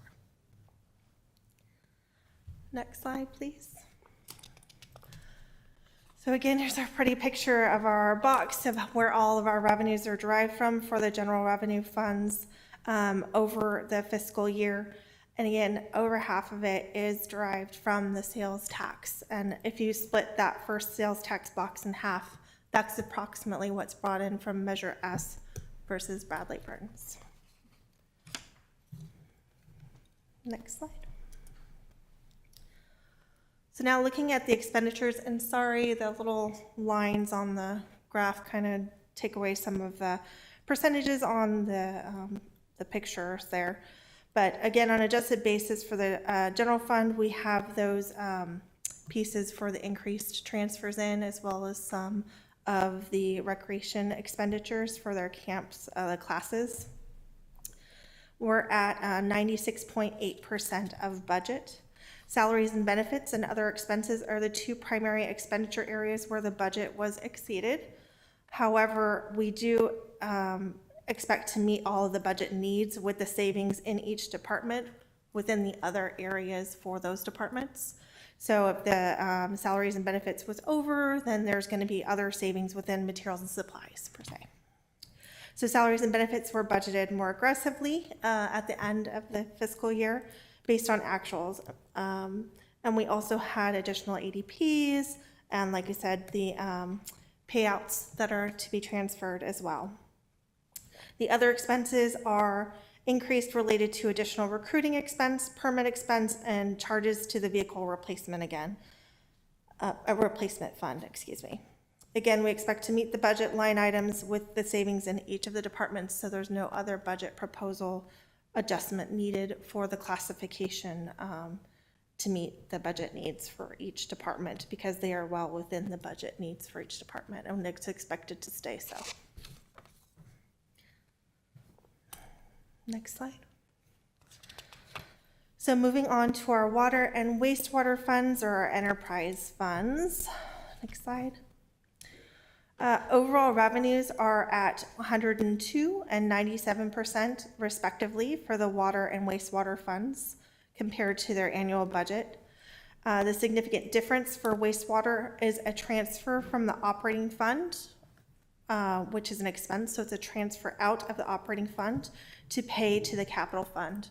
So this was per our schedule that we needed some additional funding to go from the operating to the capital for the capital projects that were happening. And so that is still a pending transfer. So once that transfer is completed in our books, it will increase the expense for the operating and increase the revenue for capital. So thus an increase on both sides for the wastewater fund. The total expenses, which include debt and capital outlay for the percent of budget, were at 96% and 93% respectively for both the water and wastewater. Increases in expenses are really consistent with the general fund, where we're seeing increases in the salaries and benefits, legal and insurance, and also some of that other expenses. Next slide, perfect. So now we've had our active investment policy for over 1 year. So moving on to our financial reporting, this section has been the most changed since the last year, and we now have provided, we now have an investment report, which is included on packet page 261, which outlines all percentages of all of our investments, where they are, what's happening with the Fed, the latest reports there. So next slide. In our summary, the year-to-date, as it's included in the financial report, we have approximately 18.9 million available in cash funds. This is everything that is funded is in line with this updated investment policy. We have investment returns for the quarter, just the quarter, of $219,000. In the year, we had investment earnings of over $860,000. Overall cash is enough to meet operational needs for the next 6 months in the fiscal year. Next slide. So with our cash and investments, we use a pooled funds to where each fund has an allocation of those funds on hand. And so we break out and show these cash and investments both by the funds, where you can see the biggest piece, even though it's really tiny over there, is the general operating fund. And then we also break it out by that investment portfolio composition, which is also on the previous slide. So that's the same dollar balances that are held in each of the, basically our accounts that we have.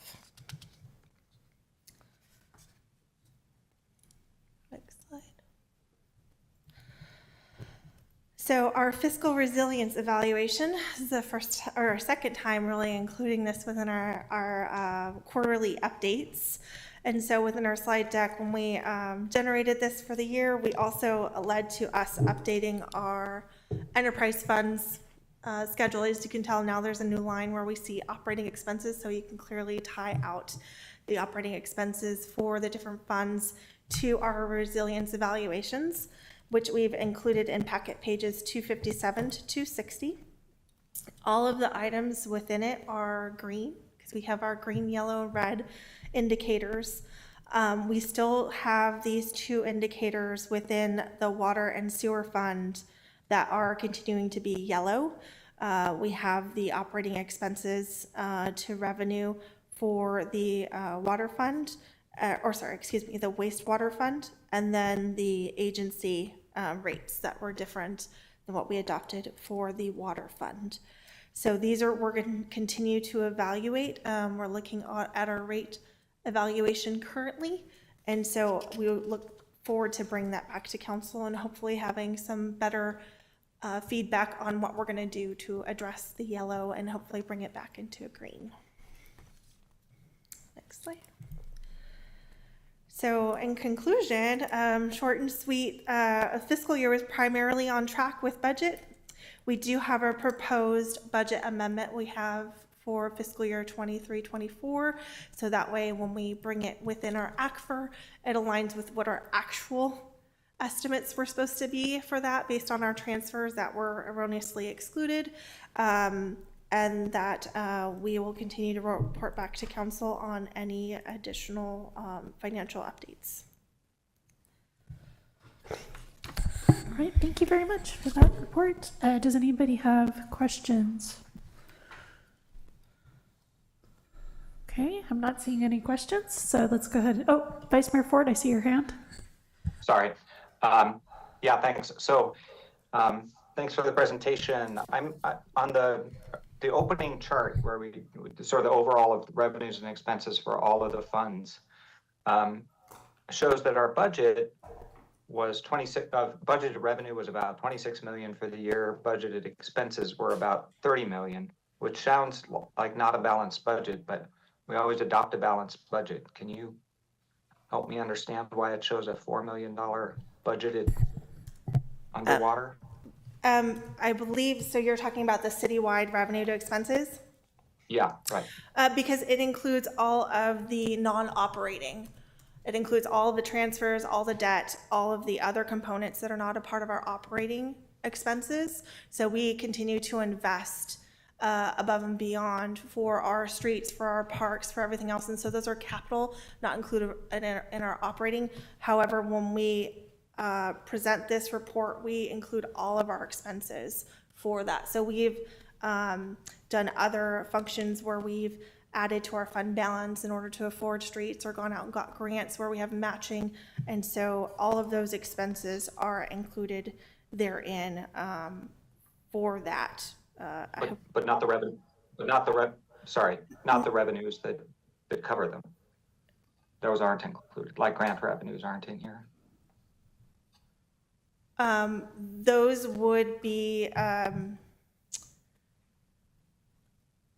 so yes, because we are using fund balance for those. So the general fund would use fund balance. So we won't have a revenue function for that because it's coming out of fund balance. So that's money that we saved up in a previous year of budget surplus. Correct. Okay. All right. Thank you. All right. Thank you. Any other questions? Okay. I'll go ahead and open it up to public comment. Is there anyone in the chambers wishing to comment? Great. Let's open to Zoom. Thank you, Mayor Sparks. Once again, speaking to our Zoom attendees, please use the raise hand icon to make a public comment on this item.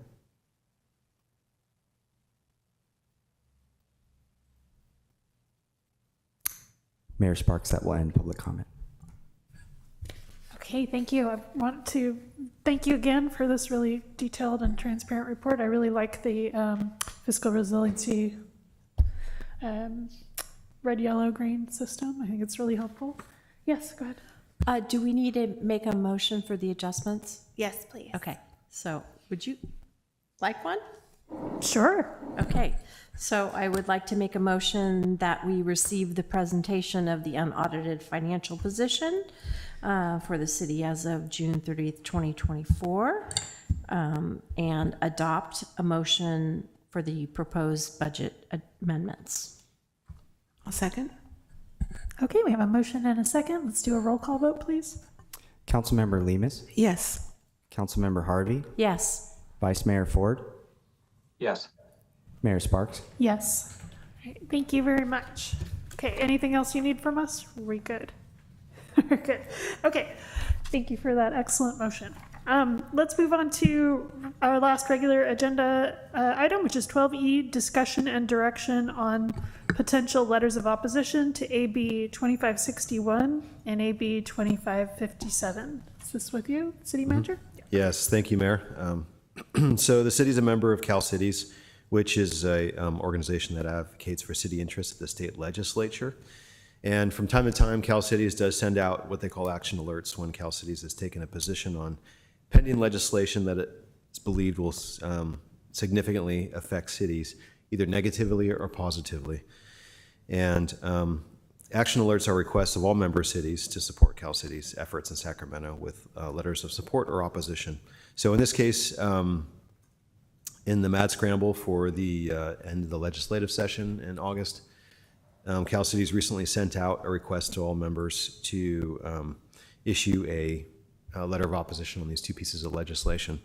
The first is AB 2561, and This appears to be driven by vacancy rates, I suppose, at the state of California, that they state are consistently above 10% statewide for the last 20 years.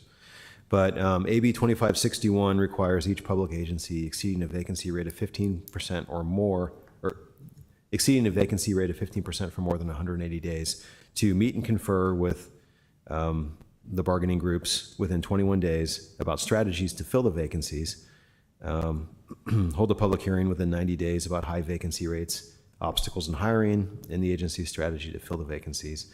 Entitles the employee organizations, like the bargaining units, to make a presentation at that public hearing, and specifies that meet and confer obligation imposed by these provisions are in addition to the other meet and confer responsibilities under existing law. So it's just viewed as, Cal Cities views it as unnecessarily burdensome. If you already have a staff vacancy, then it basically requires you to spend a bunch of staff time telling everyone you have a staff vacancy. So that's the issue with that. The other is AB 2557, and this is about contracting specifically. So anyone who enters into a special services contract for over $100,000 with the city to perform functions that are currently or within the last 5 years performed by city employees, I guess that are represented by like a bargaining group, would require, there'd be reporting requirements that could be pretty extensive. And these requirements mean that the contractors would have to provide considerable information that may not be directly applicable to the work that they're contracted to do, or may be duplicative of other mandated reporting requirements associated with their work. And cities must also give reasonable notice to the bargaining groups in writing of its intent to modify or renew these contracts at least 30 days prior to the modification and renewal. And then there's other things that are just potentially unclear in that proposed legislation. And I think just generally, Cal City's position is that the city and the management of that city, the city council, should be the ones to determine whether it's a reasonable, function to contract out or not, rather than adding these requirements in there. So those are the two pieces of legislation that Cal Cities has asked all of their members to take an opposition stance on. Attached to the packet are two templates that are provided by Cal Cities. So I'd be happy to answer any questions if there are any, but that is the request on the table for a conversation. Oops. Thank you. I do have a couple of questions. Just, do we know if our vacancy rate currently exceeds 15%? Sorry, I should have asked you that earlier. Yeah, no, I don't believe so. Don't believe so. And then, do we know who is, where these bills are coming from? Like, who's supporting them or driving them? I would suspect that I don't know. I would just be speculating. Yeah. All right, thank you. Does anybody else have questions? All right, we'll go ahead and open it up to public comment. Let's start with Zoom. Thank you, Mayor Sparks. Speaking to our Zoom attendees, please use the raise hand icon to make a public comment.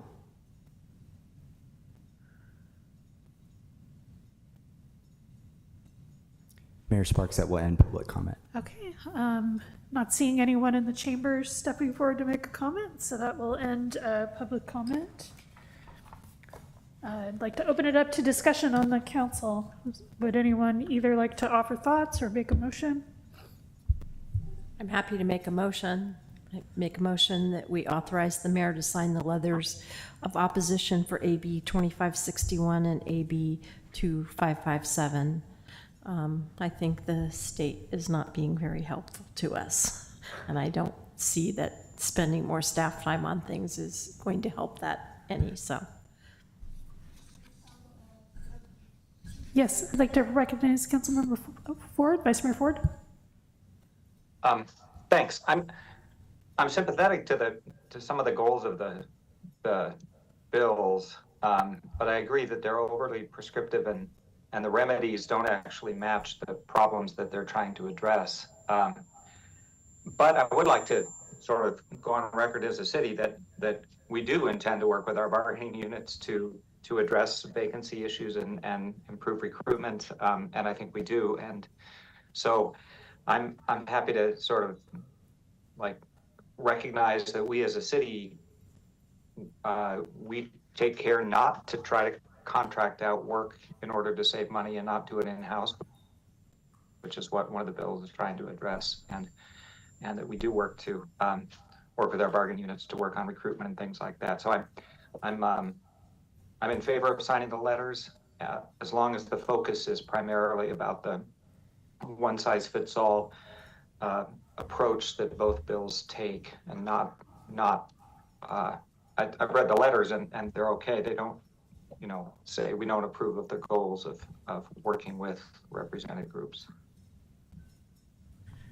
Okay, well, we have a motion that has not been seconded yet. Would we like to, are you proposing, Vice Mayor Ford, that we modify the motion to amend the letters and add in some language about our... No, I had my hand up before Councilmember Harvey made the motion. I was just offering comment. I'm okay. happy to second the motion. Okay, so we have a motion and a second. Let's go ahead and do a roll call. Councilmember Lemus? Yes. Councilmember Harvey? Yes. Vice Mayor Ford?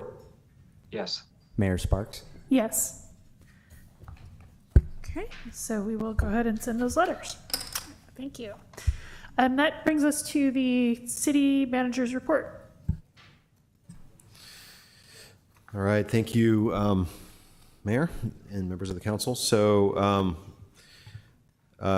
we have a positive, we had a lot of good work being done in a lot of departments, but there's one in particular that I wanted to highlight tonight, which is the DUI arrests that our police department accomplished in the month of July. So we made, and I will say, just as a operational goal, we're always looking for distracted driving as sort of an ongoing direction, distracted driving as well as driving under the influence.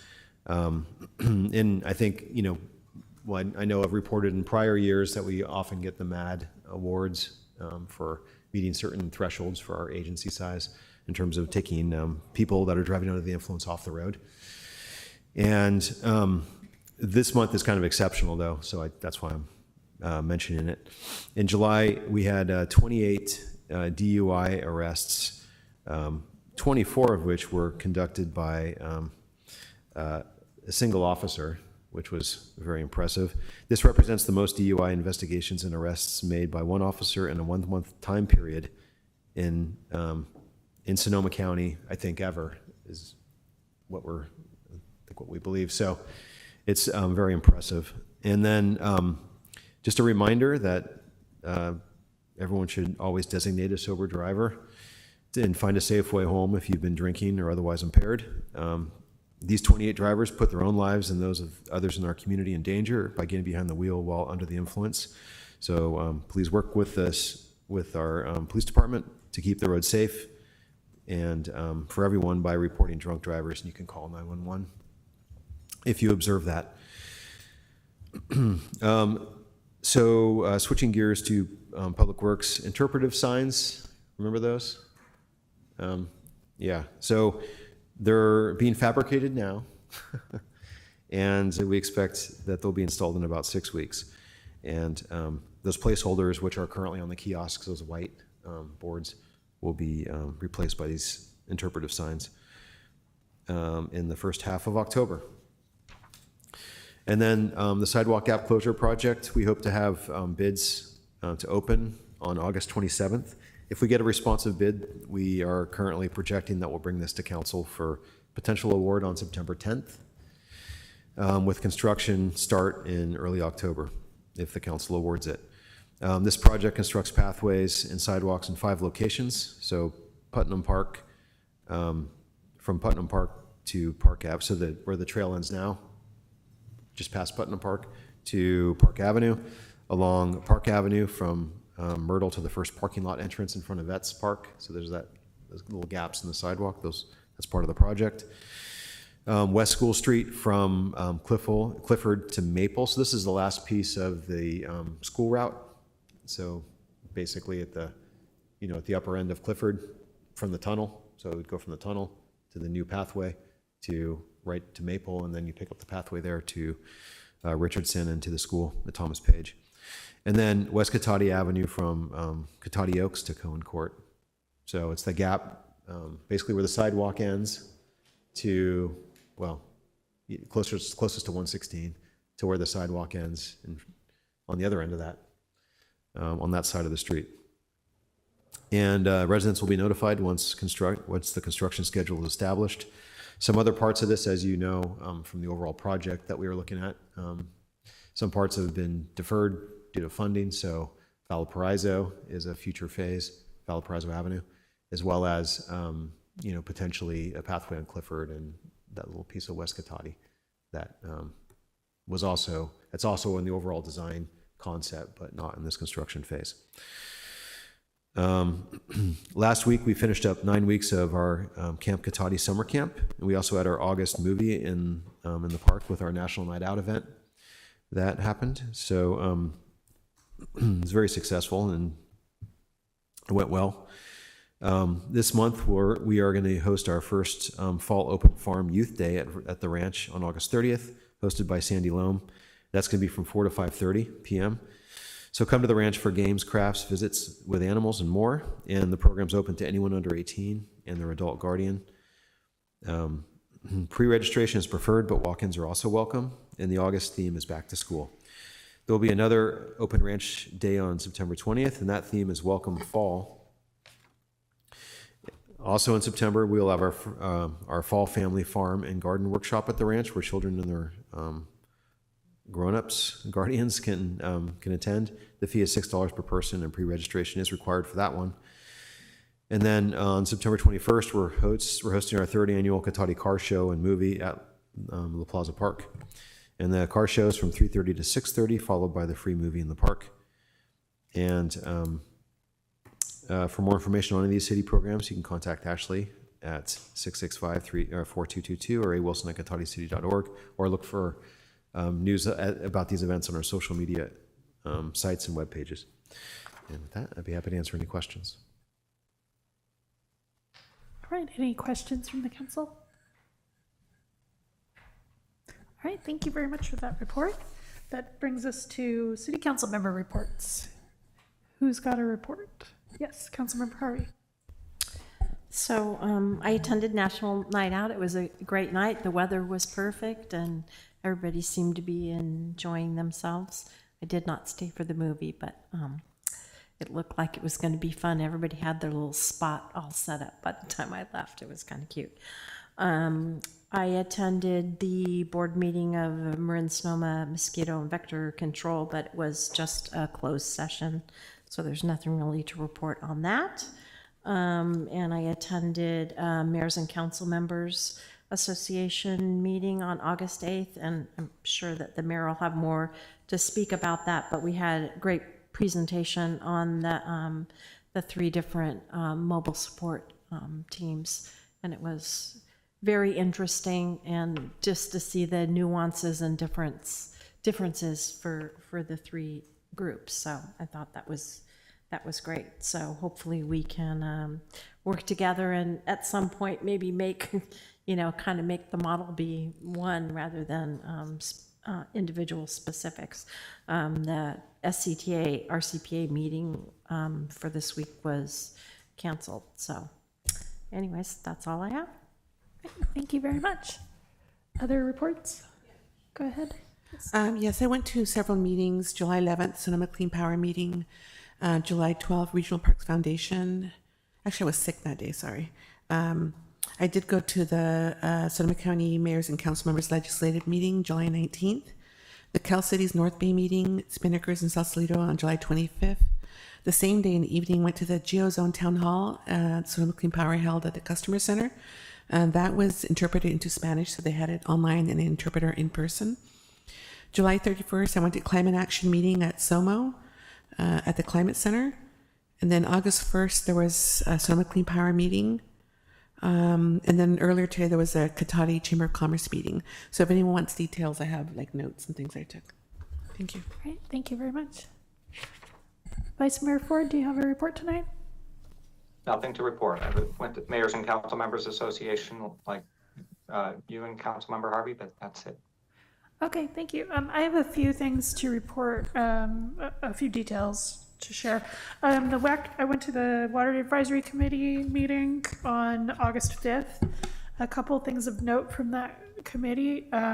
The credit rating for Sonoma Water was downgraded by Standard & Poor from AAA stable to AA plus stable, which isn't going to have any real major impacts on the costs of issuing or ability to issue bonds.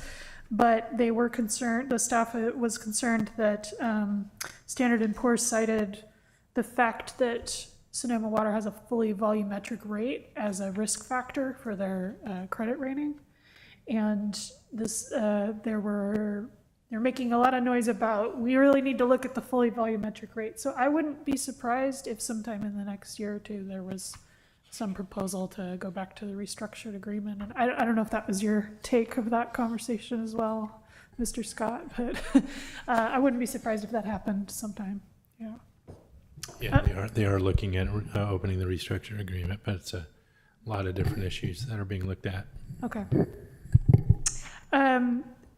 The 6th mile of the Dry Creek habitat restoration seems to be kind of held up indefinitely by property owners, so that was sort of disappointing to hear.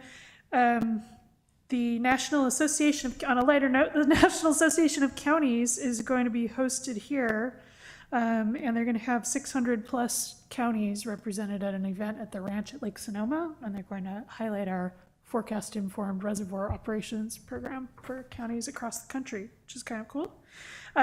Santa Rosa was elected to, we changed out our leadership, so Natalie Rogers from Santa Rosa will be the chair of the WAC going for the next term, and North Marin Water District was elected as vice chair.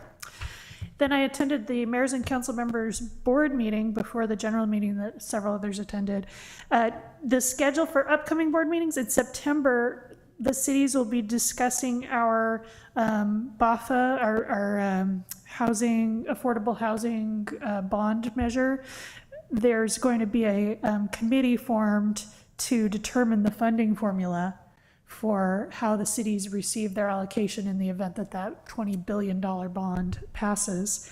And in the board meeting on August 8th, Diana Rich, the mayor of Sebastopol, was elected to represent the small cities on that board. And the small cities are Cotati, Sebastopol, Sonoma, Healdsburg, and Cloverdale. Thank you. And then Susan Adams from Rohnert Park was elected to represent the large cities, which are Rohnert Park, Petaluma, and the other big one, which is I'm losing at the moment. Windsor. Thank you. Yeah. Windsor. Okay. And we are going to, that committee is also going to have two city manager reps and 2 planning director reps on it. And those are going to be selected on Thursday. So I'm hopeful that our city manager and planning director will throw their names in for that. Then so in September, our topic at the board meeting is going to be discussing that funding formula and how that decision is going to be made. And then October, we're going to be hearing from Recology about sweeping bike lanes. A lot of cities are building these protected bike lanes and the sweepers don't work. So they're going to talk to us about potential solutions for that. And then we had last but not least at that meeting, we had a presentation on enhanced infrastructure financing districts, which are a complex tool where you can draw a boundary around a portion of your city and designate that future property tax increases in that zone will be diverted to specific projects to support economic development in that zone. And you can also work together with the county so that future county increases in property tax are put into that zone as well. So Santa Rosa and Sebastopol are both sort of moving forward, trying to make arrangements with the County of Sonoma to do this. So if anyone's interested in the details of that, I'd be happy to tell you more. And then we did have a couple people already mentioned the presentation in the general meeting about the different emergency response teams. One thing I thought was interesting was that the county now has the 1-800 number, 1-800-746-8181, that can be called countywide and get a mobile response team dispatched 24 hours a day, and they will dispatch safe to people in Cotati through that dispatch number, which was interesting. That's all I had to report. And Yes. Mayor, actually, before we leave this item, I neglected to mention that for anyone that's interested, the Pathways to Leadership, which is the Citizens Academy for Leadership. It's a joint effort between Cotati and Rohnert Park. The application period's open through the end of the month, end of August, and that application can be found on the city website. Yes, thank you for that. Okay, with that, we will open up public comment on non-action agenda items. Is there anyone in the chambers wishing to make a comment? Can we go to Zoom? Thank you, Mayor Sparks. Speaking to our Zoom attendees, please use the raise hand icon to make a public comment.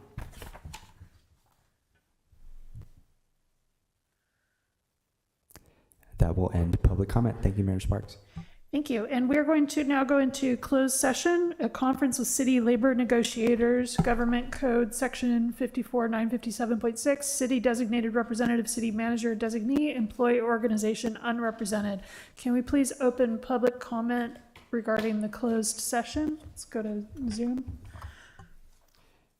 Zoom attendees, if you'd like to make a public comment on the closed session topic, please use the raise hand icon. And that will end public comment. Is there anyone wishing to make a comment in the chambers? Okay, seeing nobody, we will adjourn to closed session. Thank you.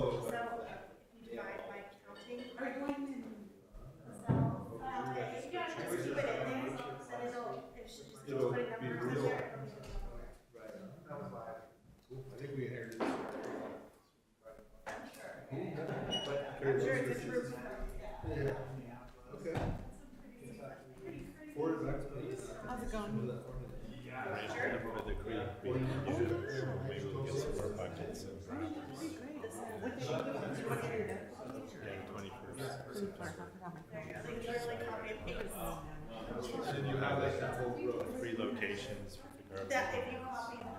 Yeah. Put it in there, because you already have the formula. Yes.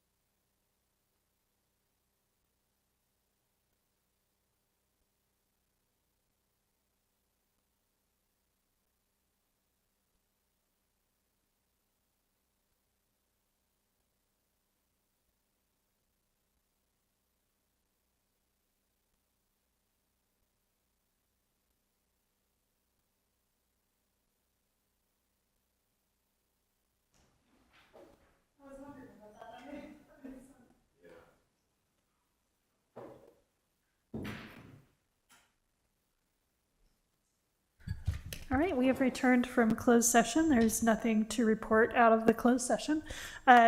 City Clerk, was there any information you received after the agenda was posted? Not this time. Thank you. All right, with that, we will adjourn the meeting. Thank you.